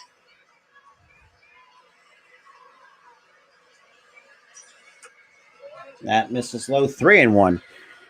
Dude, throw strikes. Riley Adams will see Nick Nelson in this game. The top of the order coming up. Either 4th time up against Gibson. 3 balls and 1 strike here in the bottom of the 6th inning. And the 3-1 pitch, Inside ball 4, and he walks him. Pull him. Thompson has not moved just yet, so maybe he's going to let Come on, Todd. Come on, Robbie. Are you fucking kidding me? Honestly, at this point, I would pull him. Yeah, it starts to get a little riskier here with this fourth time through the lineup, and Thomas has had a couple of decent at-bats against him. Yeah, Walker scored his first time, singled and scored his second Now we're time. back to the top of the order with Lane Thomas. And the first pitch. And he hits that one off the hands out toward the right side. Oh, nice diving grab by an easy play. It wasn't, but a nice snag by Gene Segura to rob him of a base hit. So top 7 we go. We'll go to the 7th. The Phillies down 3. We'll be back after this. Yep, and I gotta mute that. So copyright, and which is also bullshit too. Like these stupid copyright bullshit. No, I want to kind of shoot the shit a little bit. I mean, earlier today, we're not that far off from 30,900 watch hours though, which is great because we're not that far off from being monetized. So, which is awesome. That's going to be a huge milestone in itself. But until honestly, I'm kind of thinking about doing the Sixers and Cleveland Cavaliers game on the 5th because I cannot trust the because let's be real, these Phillies know how to really let me lose brain cells.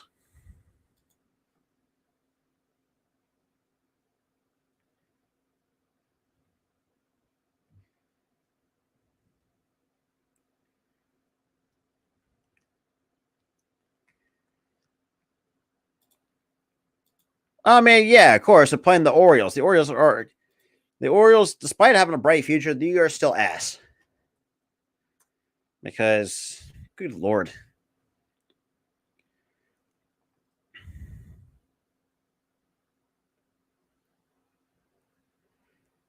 Yeah.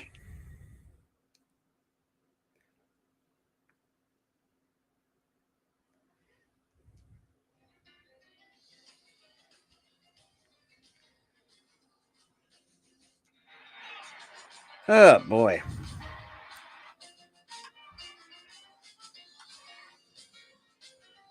Oh, really? Oh, I'm sorry. I don't pay. Sometimes I tend to blank out sometimes. And of course, I'm pretty sure. Yeah, Kyle Gibson, 6 innings, 8 hits, 7 earned runs, 2 walks, and 7 strikeouts.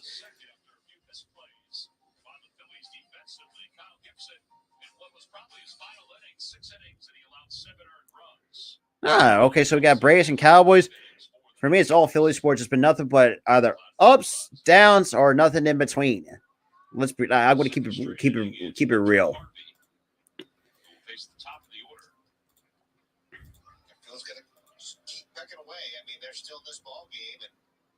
I got to call Schwarber. He is 1 for 2. That's in there for strike 1. Yeah, this is why I sometimes. Yeah, it kind of looked like he slid a bit awkwardly. And the 0-1 pitch, that is low. Or actually, it's lowered in for ball 1. Tough dude, though. Yeah. Take a lot to pull him out of the lineup. 1 ball and 1 strike to Schwarber. He's triple, walked. And that's low, 2-1. Breaking out a couple of breaking balls. He doesn't usually throw that pitch. Much more a fastball split combination, but there'll be a couple of other pitches against Schwartz. That's fouled back. 2 balls and 2 strikes. Instead, it's 2-2.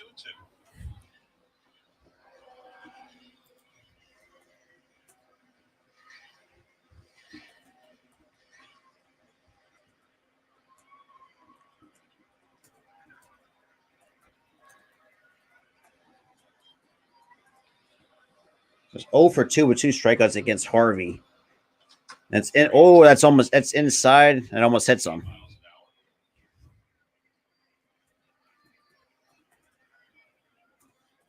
He's got a good fastball, boy. He's getting after it.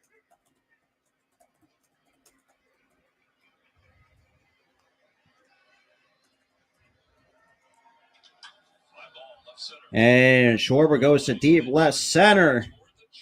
And Robles to the track goes. He makes the catch for out number 1. It might be on its way sooner rather than later.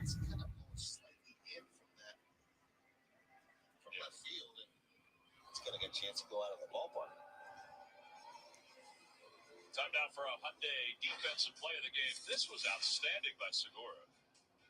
Yeah, well hit ball here by Thomas, and it's just a one-hopper, and he just goes airborne. Makes a heck of a play. He does double clutch, but he's got such a strong arm that he makes that play, fires it over to Reese Hopkins, and that's your Hyundai defensive play of the game. And brought to you by your local Hyundai dealers, and Kyle Gibson's pretty happy about that. One ball, no strikes to Hoskins. Gene looking on. Reese is 0 for 3 in this game.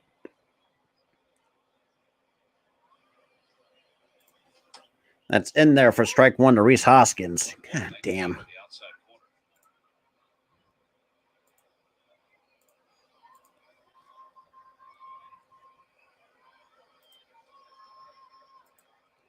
So no balls in the strike to Hoskins. And he is 0 for 3.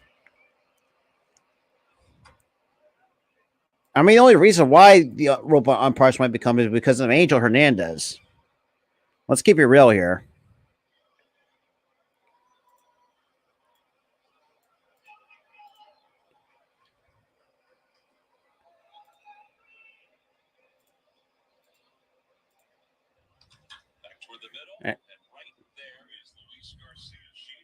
And that's going to be out number 2. Well, thank God the shift's going to be gone because it's play.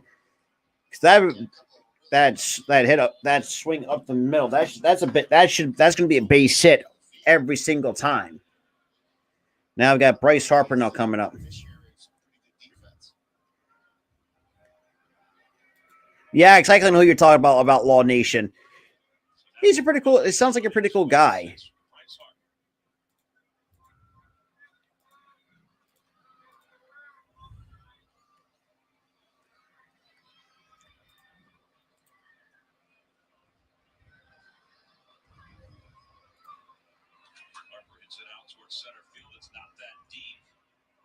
And Robles is going to come in, make the catch. 1, 2, 3 go the Phils once again. To the bottom 7th we go. The Phillies still cannot score.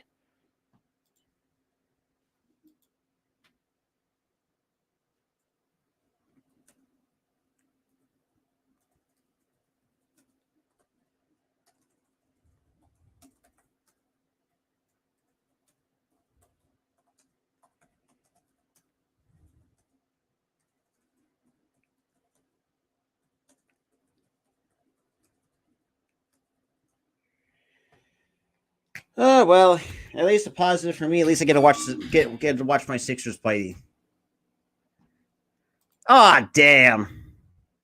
Well, you got to think too. Baltimore is coming off a rebuild, so you got to think too. Like they're still very young for the Baltimore Orioles.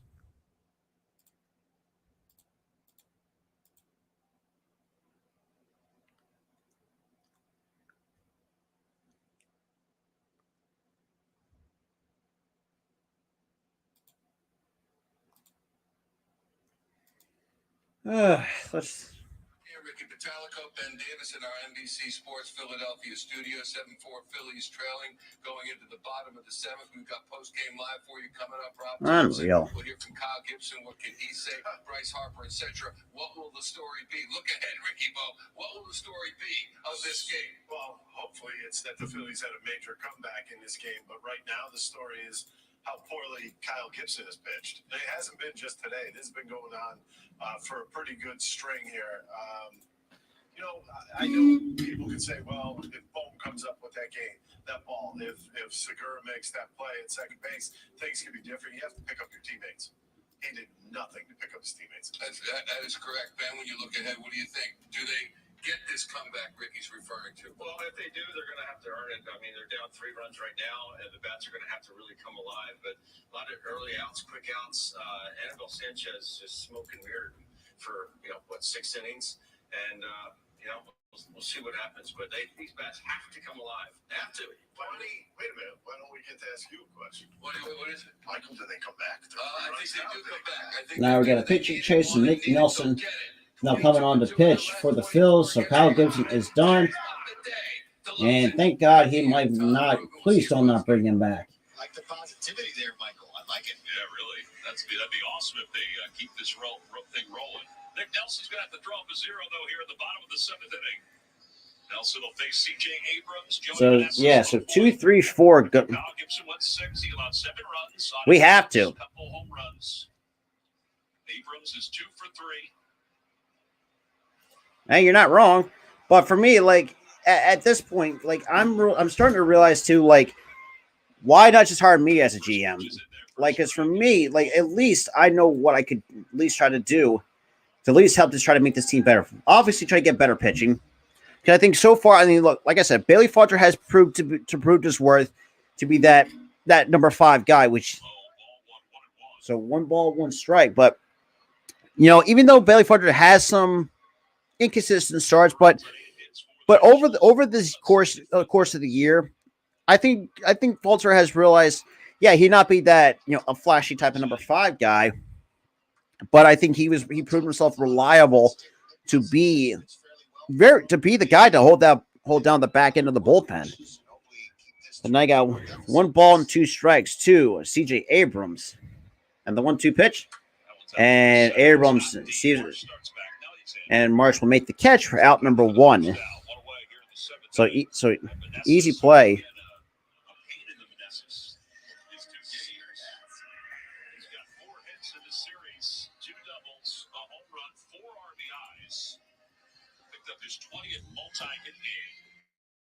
So Joey Meneses, God, why do we even let that man go?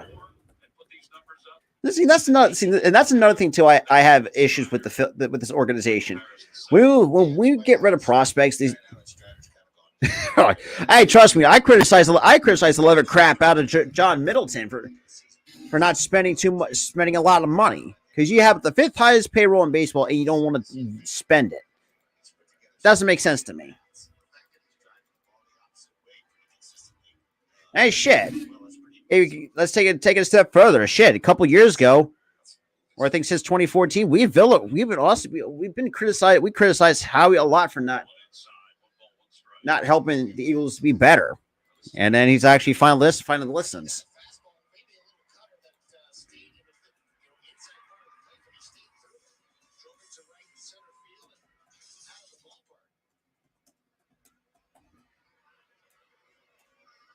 And that's high, 2-1. It's not like he had any slow years in the minor leagues either. He went over to Japan. Hurts, I know Hurts is going to resign, but I don't think try not to overpay him. That's what I would do. Knowing Howie, I think he is going to at least get a good value out of Hurts. That's for sure. That's high, I guess, for ball 3.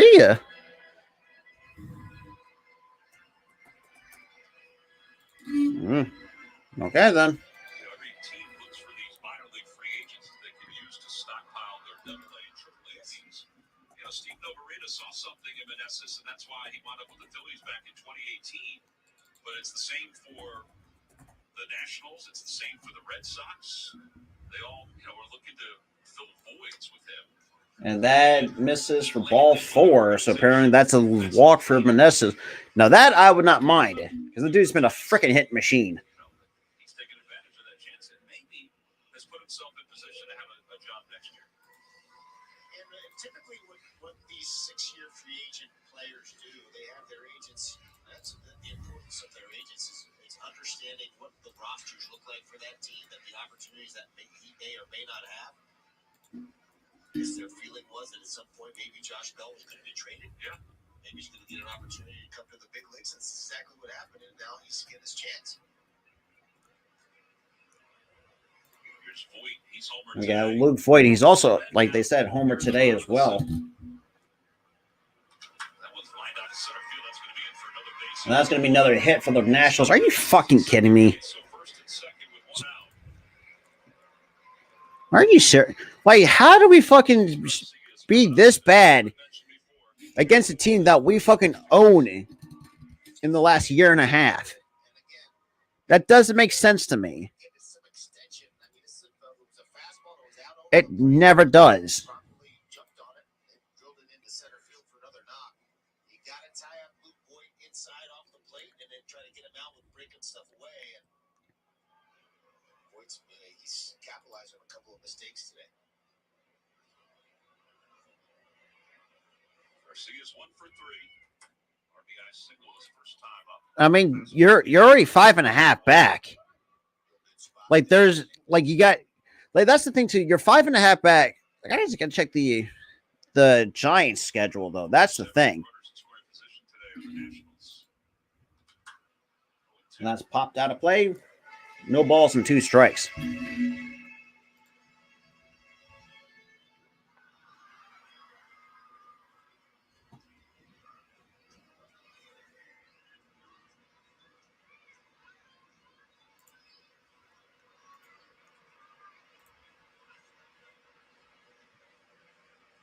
Ugh.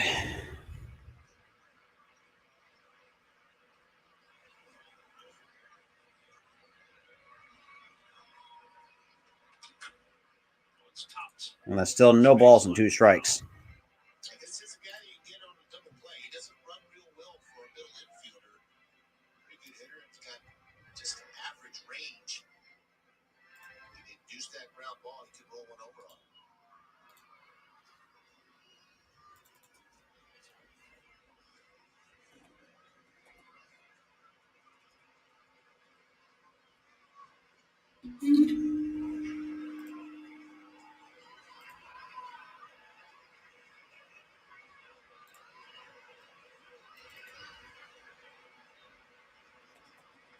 Inside low. That's low. One ball, 2 strikes.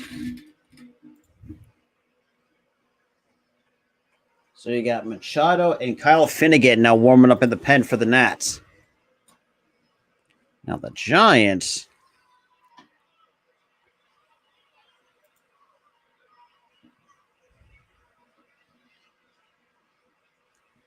Runners take their lead. And the 1-2 pitch. That one gets away from And that's going to be a wild pitch. to the screen. The runners will be Ah!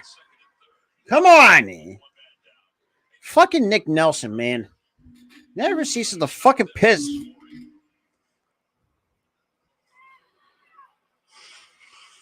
I mean, you got 2 games against the Diamondbacks, so Like a changeup that kind of squirted out of his hand a little bit. JT couldn't quite get yeah. it.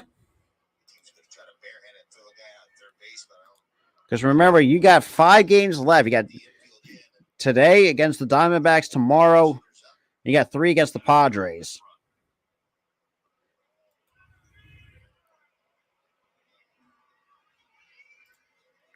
Two and two. It counts 2-2. And the pitch. Serves it into left. And that's going to be another run. Oh, my God. That's a 2-strike hit for Garcia. Are you fucking kidding me, Nelson? One of their better hitters, and he stays on this pitch on the outer half. No fucking way. Just kind of flicks it into left field. And the Nationals now made it a 4-run deficit for the Phillies. And I do believe this is one of his changeups, and he just stays on it, flicks it out to left, just past the outstretched glove of Alec Bohm. And you see where they played in the infield. They're going to play kind of halfway, I think, in the middle infield, see if this ball is hit hard enough. Motherfucker, man. Run pretty well, so I think they got to play a little shorter. Try to cut off this run. That's enough runs.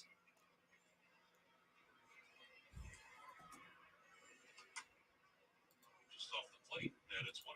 That's 1 ball. And that's another thing, too. Like, why can we not fucking throw strikes? Wow. I mean, damn.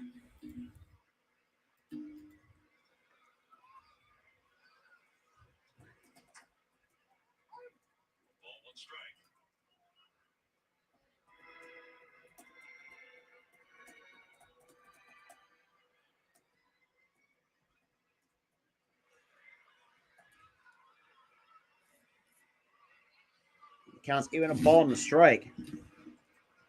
And the pitch. That's low, 2-1.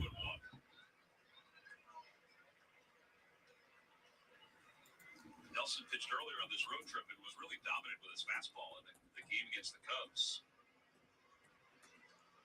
He's allowed 3 straight base runners with 1 man down. And the 2-1 pitch coming. And the 2-1 pitch. Outside. That's 3-1. Son of a bitch, man. Really has to make a pitch here. One of the bigger pitches of the game. Make sure that no more damage is done. See if you can't get a ground ball in the infield. Try to cut off this run. No, how about a fucking double play to get out of the goddamn inning? That's... Wow. How is that a ball, eh? Are you fucking kidding me? No goddamn way. Walks for Nelson is going to bring Vargas to the plate. Games get tight for everybody. Kel Copham heading out to the mound. They can still see his way through this. And again, now Vargas is one of those guys that's an infielder doesn't run all that well. You can induce a ground ball, get out of the inning, or at least you put yourself in a position to cut off a run. God, can I not spell today? Good Lord. I would assume that the middle infielders. This is no... Stott and Segura will be playing an abbreviated double play depth, which means if the ball's hit softly, they'll come home. If it is hit hard, they'll try to turn the double play in the middle. Because they got to cut off this run. Yes, sir. No, we need a double play for the love of God. All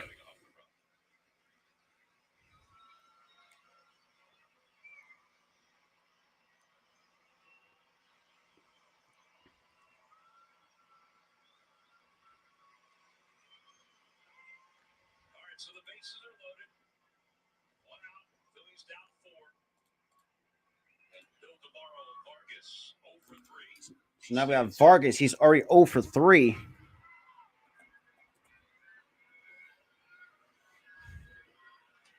And that's fouled off. No balls and a strike.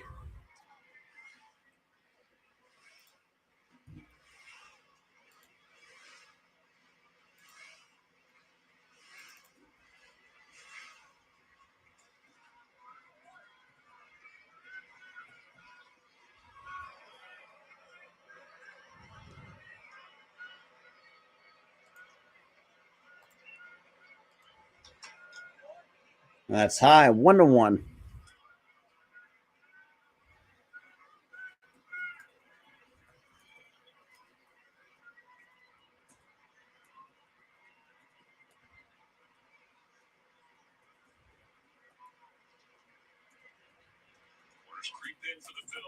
And the 1-1 pitch. That's popped out of play. 1 ball, 2 strikes. He's not looking to just make contact here. I'm glad his swing got big there. It got big. Yeah.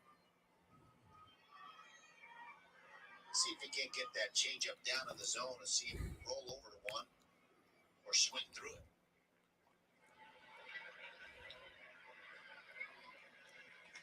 Outside, 2-2. Lord, did we really not have any confidence?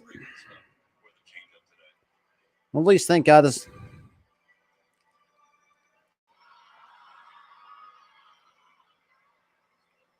a great time to not have your command. Yeah.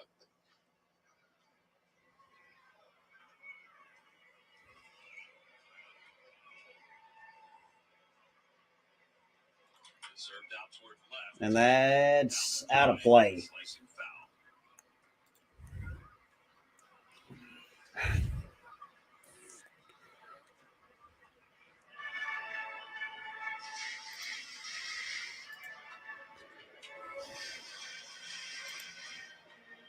Not really a big proponent of trying to go for a strikeout, but that's exactly what we love to have here.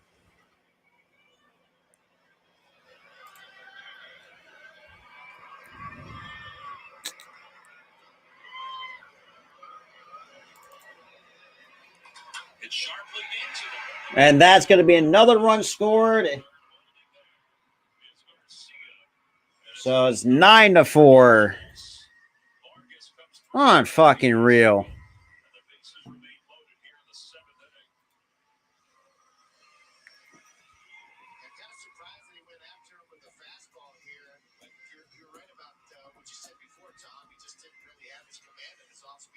And he goes after him. It's supposed to be a little bit higher, and he just strokes it into right for a base hit. Another RBI for the Nats. So that's going to be it for Nick Nelson. He's done. There's that swing and that base hit. Gary DiSarcino is playing conservatively and holding the runner around third. So the bases remain loaded. Nelson's out. Davinsky's coming in. 9-4. Nationals on top. Fuck off. Unreal.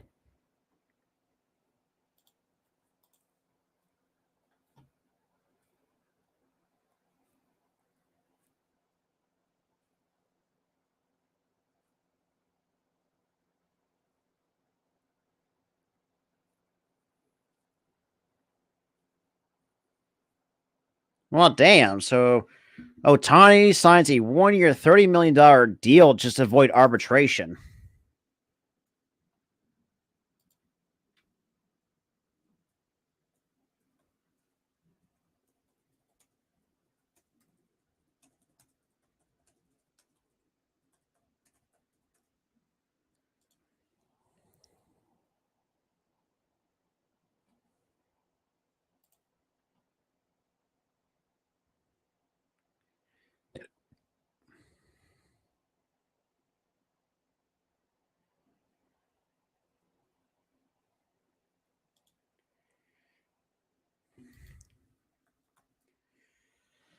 Ugh. Honestly, I don't know if I want to continue anymore.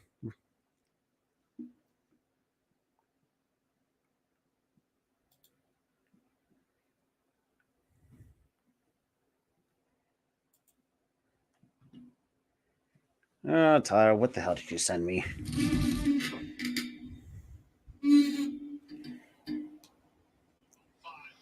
They've given up 2 runs in this inning, and they're not out of the woods yet. The bases are still loaded. There's only one man down. Nick Nelson is charged with a third of an inning and 3 hits, and he's still responsible for the 3 base runners.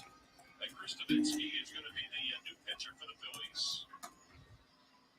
Eric Kraft did a great interview the other day with Davinsky on Phillies radio. All right, so we got Davinsky. The all-star Chris Davinsky that he was when he was with the Astros, because they need it out here, and they need to cut off these runs. And this is a guy that's usually more effective against left-handers because of that great changeup, but I got to believe that you'd be throwing that changeup against some of these right-handed hitters as well. This guy's not afraid. He likes to go right after guys, and he's had a lot of success in the past. He's trying to make his mark here with the Phillies, and hopefully he can shut things down. All right, so the Phillies are going to play the infield back to try to turn 2 up the middle. The corners are in. You see the base runners for the Nationals.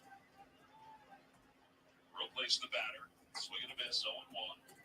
Now it's no balls in the strike to Robles. Back in the middle of the diamond, with Victor Robles, the way he runs, he hits like a normal ground ball, and he's probably going to beat out a double play ball. Now 1-1. Yeah, unfortunately, to a team that's pretty much out of playoff contention, way out of playoff contention. 1 ball, 1 strike. Now back, 1-2.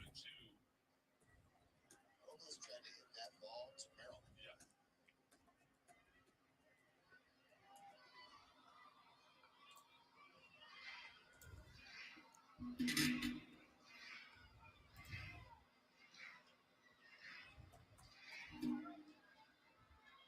Pretty good strikeout guy here, though.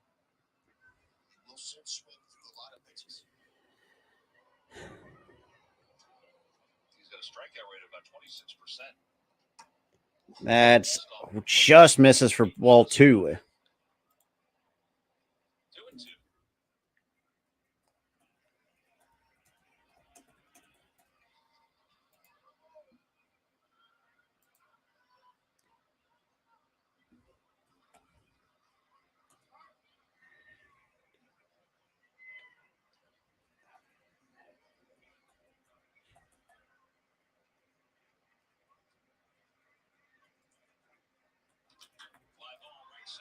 And Marshall's going to make the catch. And that's going to be another run for the Nationals. Now it's 10-4. Are you fucking kidding me?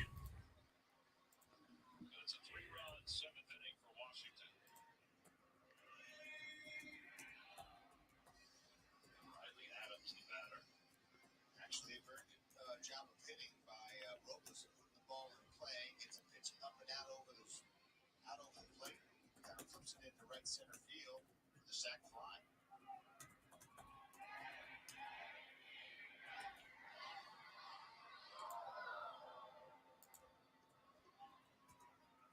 Adams is 1 for 2 with a walk today. And that's swung and a miss for strike one at 94.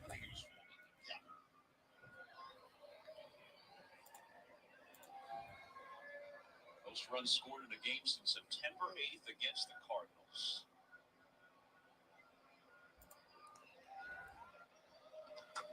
And that's strike two. This is a team that doesn't score a ton of runs, and they can hit a little bit. Their batting average as a team is not too bad, but as far as driving the ball out of the ballpark and getting extra base hits and creating runs, have not done a great job. But today,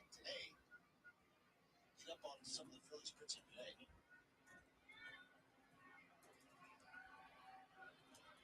0-2 pitch coming. That's in the dirt. No ball. 1 ball, 2 strikes.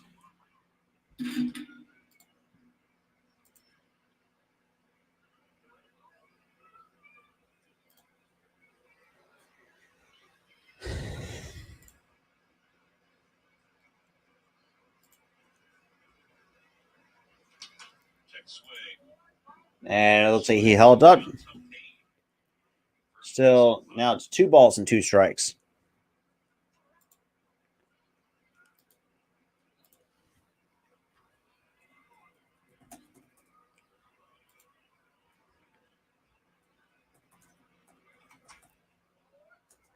Runners will be off. It's 3-2 with 2 outs to the number 9 hitter.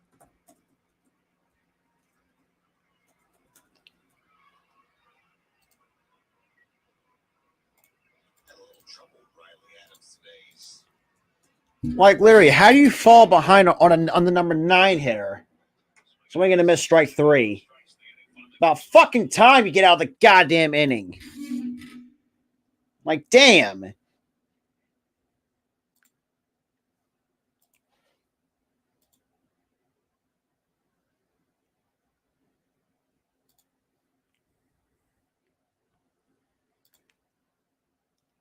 I don't know.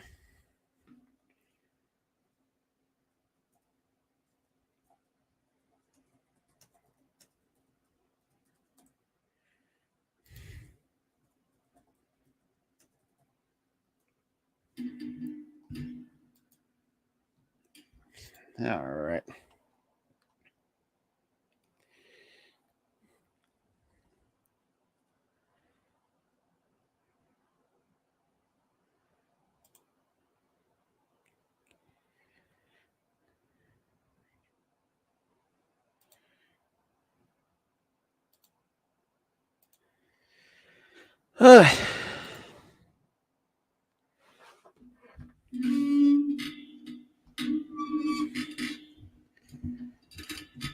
Honestly, at this point, I'm probably just going to give up on. Thank God this was my last stream of Philly stream of the year. So at this point, I'm just ready to not see this team. If they don't make the postseason, I'll be fucking happy. Because let's be real, because I'm tired of the disappointment. Year after year after year, it's been nothing but consistent bullshit. Nothing wants to fucking change.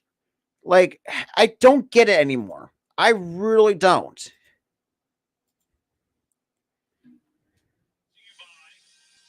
Your Philadelphia area local Chevy dealers. Visit ChevyDealer.com and find their body official recovery partner of the Phillies. They're going to massage device. Right. Well, the Nationals bullpen is getting into the whole bullpen card thing. Now everybody's coming in on it. Well, it seems to be working for them. These guys have been throwing pretty well out of that pen. It's Andres Machado who's the new pitcher. So now we got Andres Machado now coming in to pitch for the Nats. with the Phillies now down 6. And they'll face JT, Alec Ball, Nick Castellanos. A lot of fastballs, 33% sinker, 30% four-seamer. Mixing some sliders as well and a changeup for pitch mix. Hey, you guys are not wrong. See, this is why I don't bet on on Phillies games, because of that. Because I can't trust this team. Kind of swinging early in counts and not, making solid contact. I'd like to see guys, if they're going to be swinging early in counts, they're barreling it up and doing damage with it. So now 1-0 on JT Realmuto. Yeah, down 6. And of course, Once was a time when you were behind in the game that you the other guy I think too. We also had him coming off it. We also think too. Yeah, we also rushed him back from his thumb injury a little bit sooner than we expected. Because for me, I've always and that's fouled off. But I mean, look, Harper is trying to do what he can, especially with the fact that he's coming off an injury, and it's.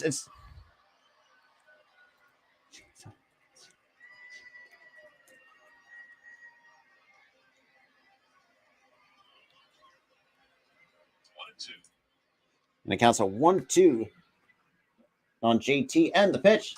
That was ball 2 on his hands. I don't understand it.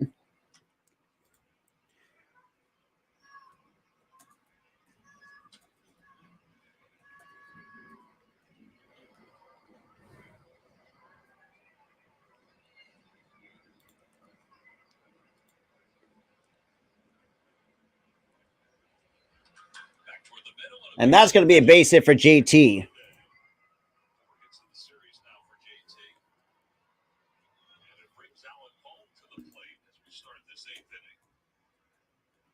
tough pitch to handle after getting a nasty sinker in on his hands and fouling it off. He gets a slider and then he just pokes it up the middle.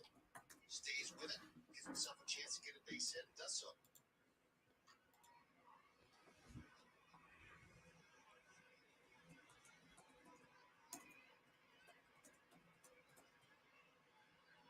So now we got Alec Bohm coming up.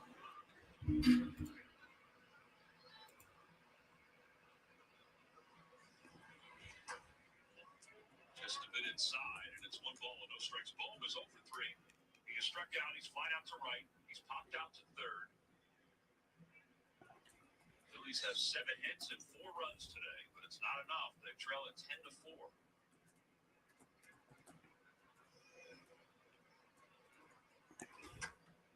It's low, 2 balls and no strikes. Take another one just to try to get some base running going.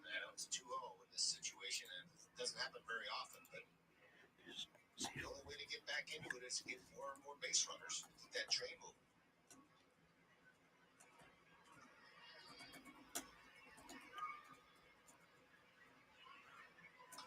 He swings at it, hits it off the mound. Backhanded by Garcia, flips to second for 1. And they're not going to get it.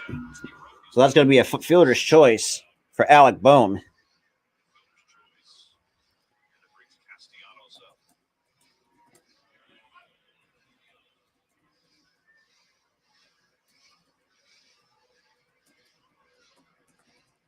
This is not a great defensive team, especially in the infield, but they've actually done a pretty good job. They've shortened some things up a little bit with Garcia now moving to second base. Yeah. Makes a decent play here, and C.J. Adams got a very good arm, although not greatly accurate. Almost gets a double play there. He's done 2 throws we've seen in the series. Castellanos says, grounded out. He is singled and scored. Driven in a run. Flight out to right field. And it's 0-1. He takes one at the knees. That's going to be no balls and a strike to Castellanos. Could have been 2 for 3, but it squared it up, but just hit it right at somebody.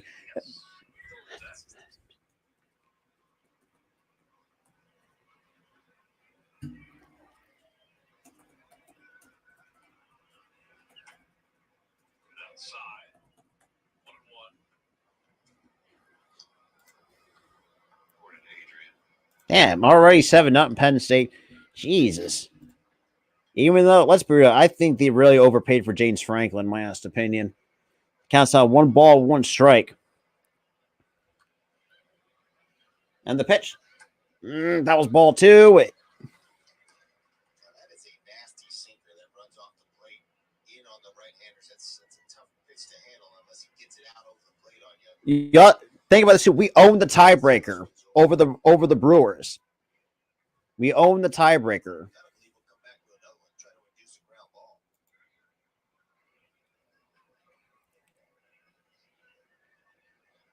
1-2. Swing him. God damn, Castellanos, you suck. 9 strikeouts today for Nationals pitching. 2 outs, it brings Marsh up. Seems like people don't realize we have we own the tiebreaker over the Milwaukee Brewers. It's Castellanos swing over it. Phillies and the Nats will play game 2. It's scheduled for 7:05 tonight. Tommy Romero, a right-handed pitcher, will be the starter for the Nationals. Damn. Phils. Marsh stands in. It's 0-1. Now it's no balls and a strike to Brandon Marsh. East, which is even now at the top. The Mets and the Braves each with 98 wins and 59 losses. And the whole baseball world waiting on this division to kind of clean things up as far as the playoff picture is concerned. And the 0-1 pitch.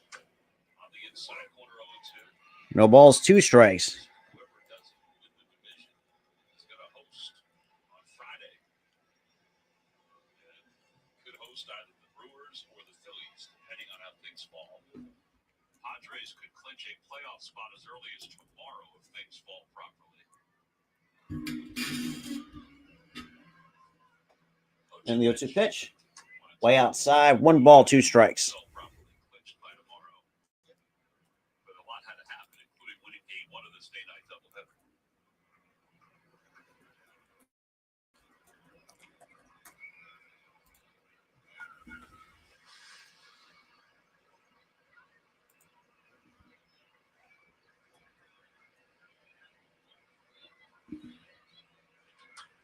Ooh. Missed a good hat. Well, we're pretty much going to be playing most of their starters are backups, except for they're in the rotation.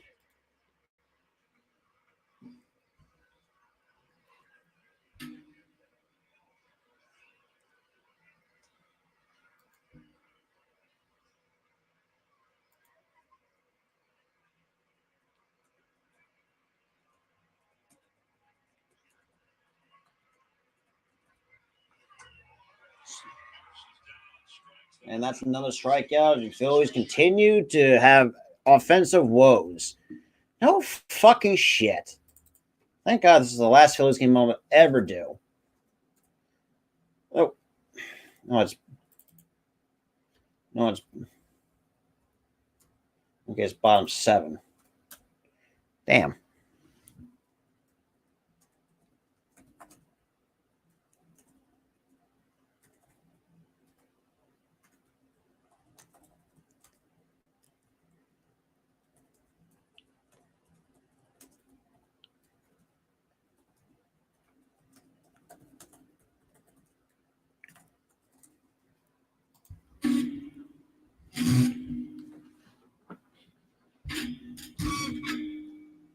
Yeah.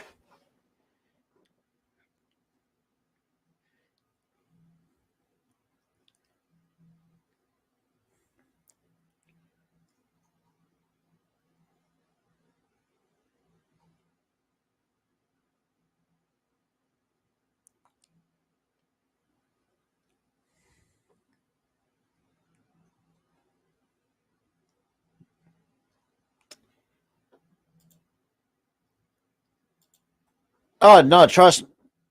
Like I had people constantly bugging me, so it's like, screw it, why the hell not? So this is my last one because obviously with the Sixers preseason right around the corner, starting on Wednesday, October. Well, actually, no, I'm sorry, Monday.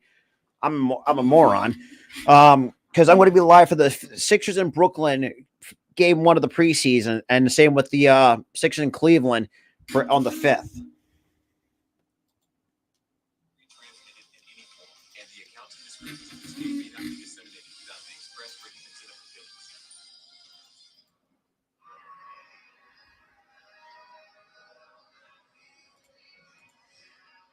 Well, the Nationals on top 10-4 as we go to the bottom of the 8th inning here in Washington. It's game 1 of a day-night doubleheader. But a little bit of rain in about the 7th inning or so. And the first pitch is in there for strike 1 from Chris Davinsky. So the rain really didn't affect this game, and hopefully won't affect this evening's game either.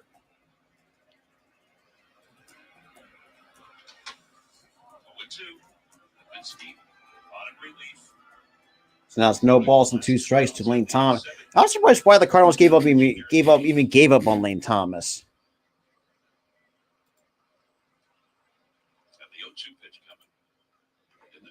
Okay, skip a brown, a breaking ball in the dirt.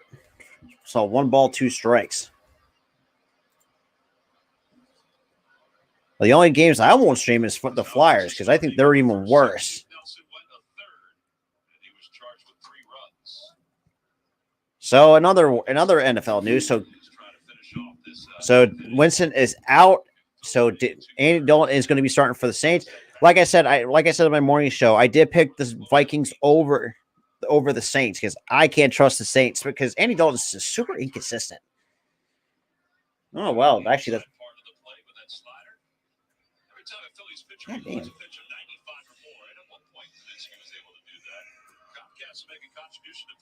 Well, I think as you get older, though, I mean.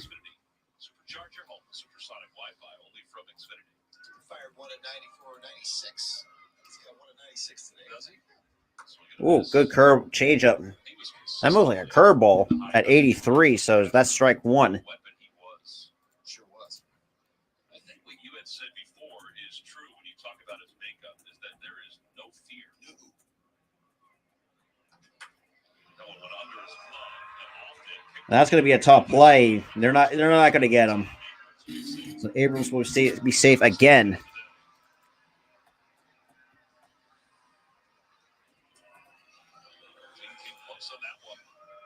That really wasn't a great barehanded play by Gene. It just runs just too well. This ball, I think, kicks up off of Davinsky. He makes a little contact with it, pops up in the air, and just kind of took the speed off of it. Just enough for Abrams to get in there, but Gene made a heck of a play. Try to get him. Now you got to keep close because he'll run over there. There's Joey Meneses, who has had a big day. 3 runs, 4 RBI. And they got Meneses and a throw over to keep Abrams close at first. Doing some damage. Batting average is up to 328.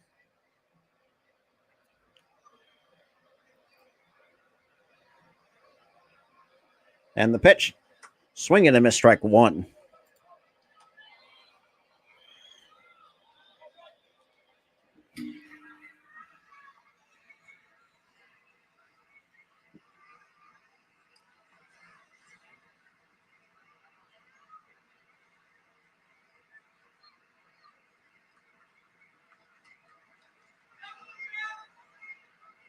Good play by Reese. Don't let that ball go into the corner there. That could have been trouble. Would have been trouble.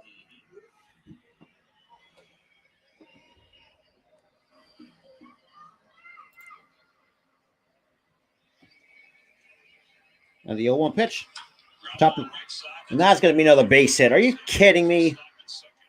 Thank God with the shipping going to be done next year.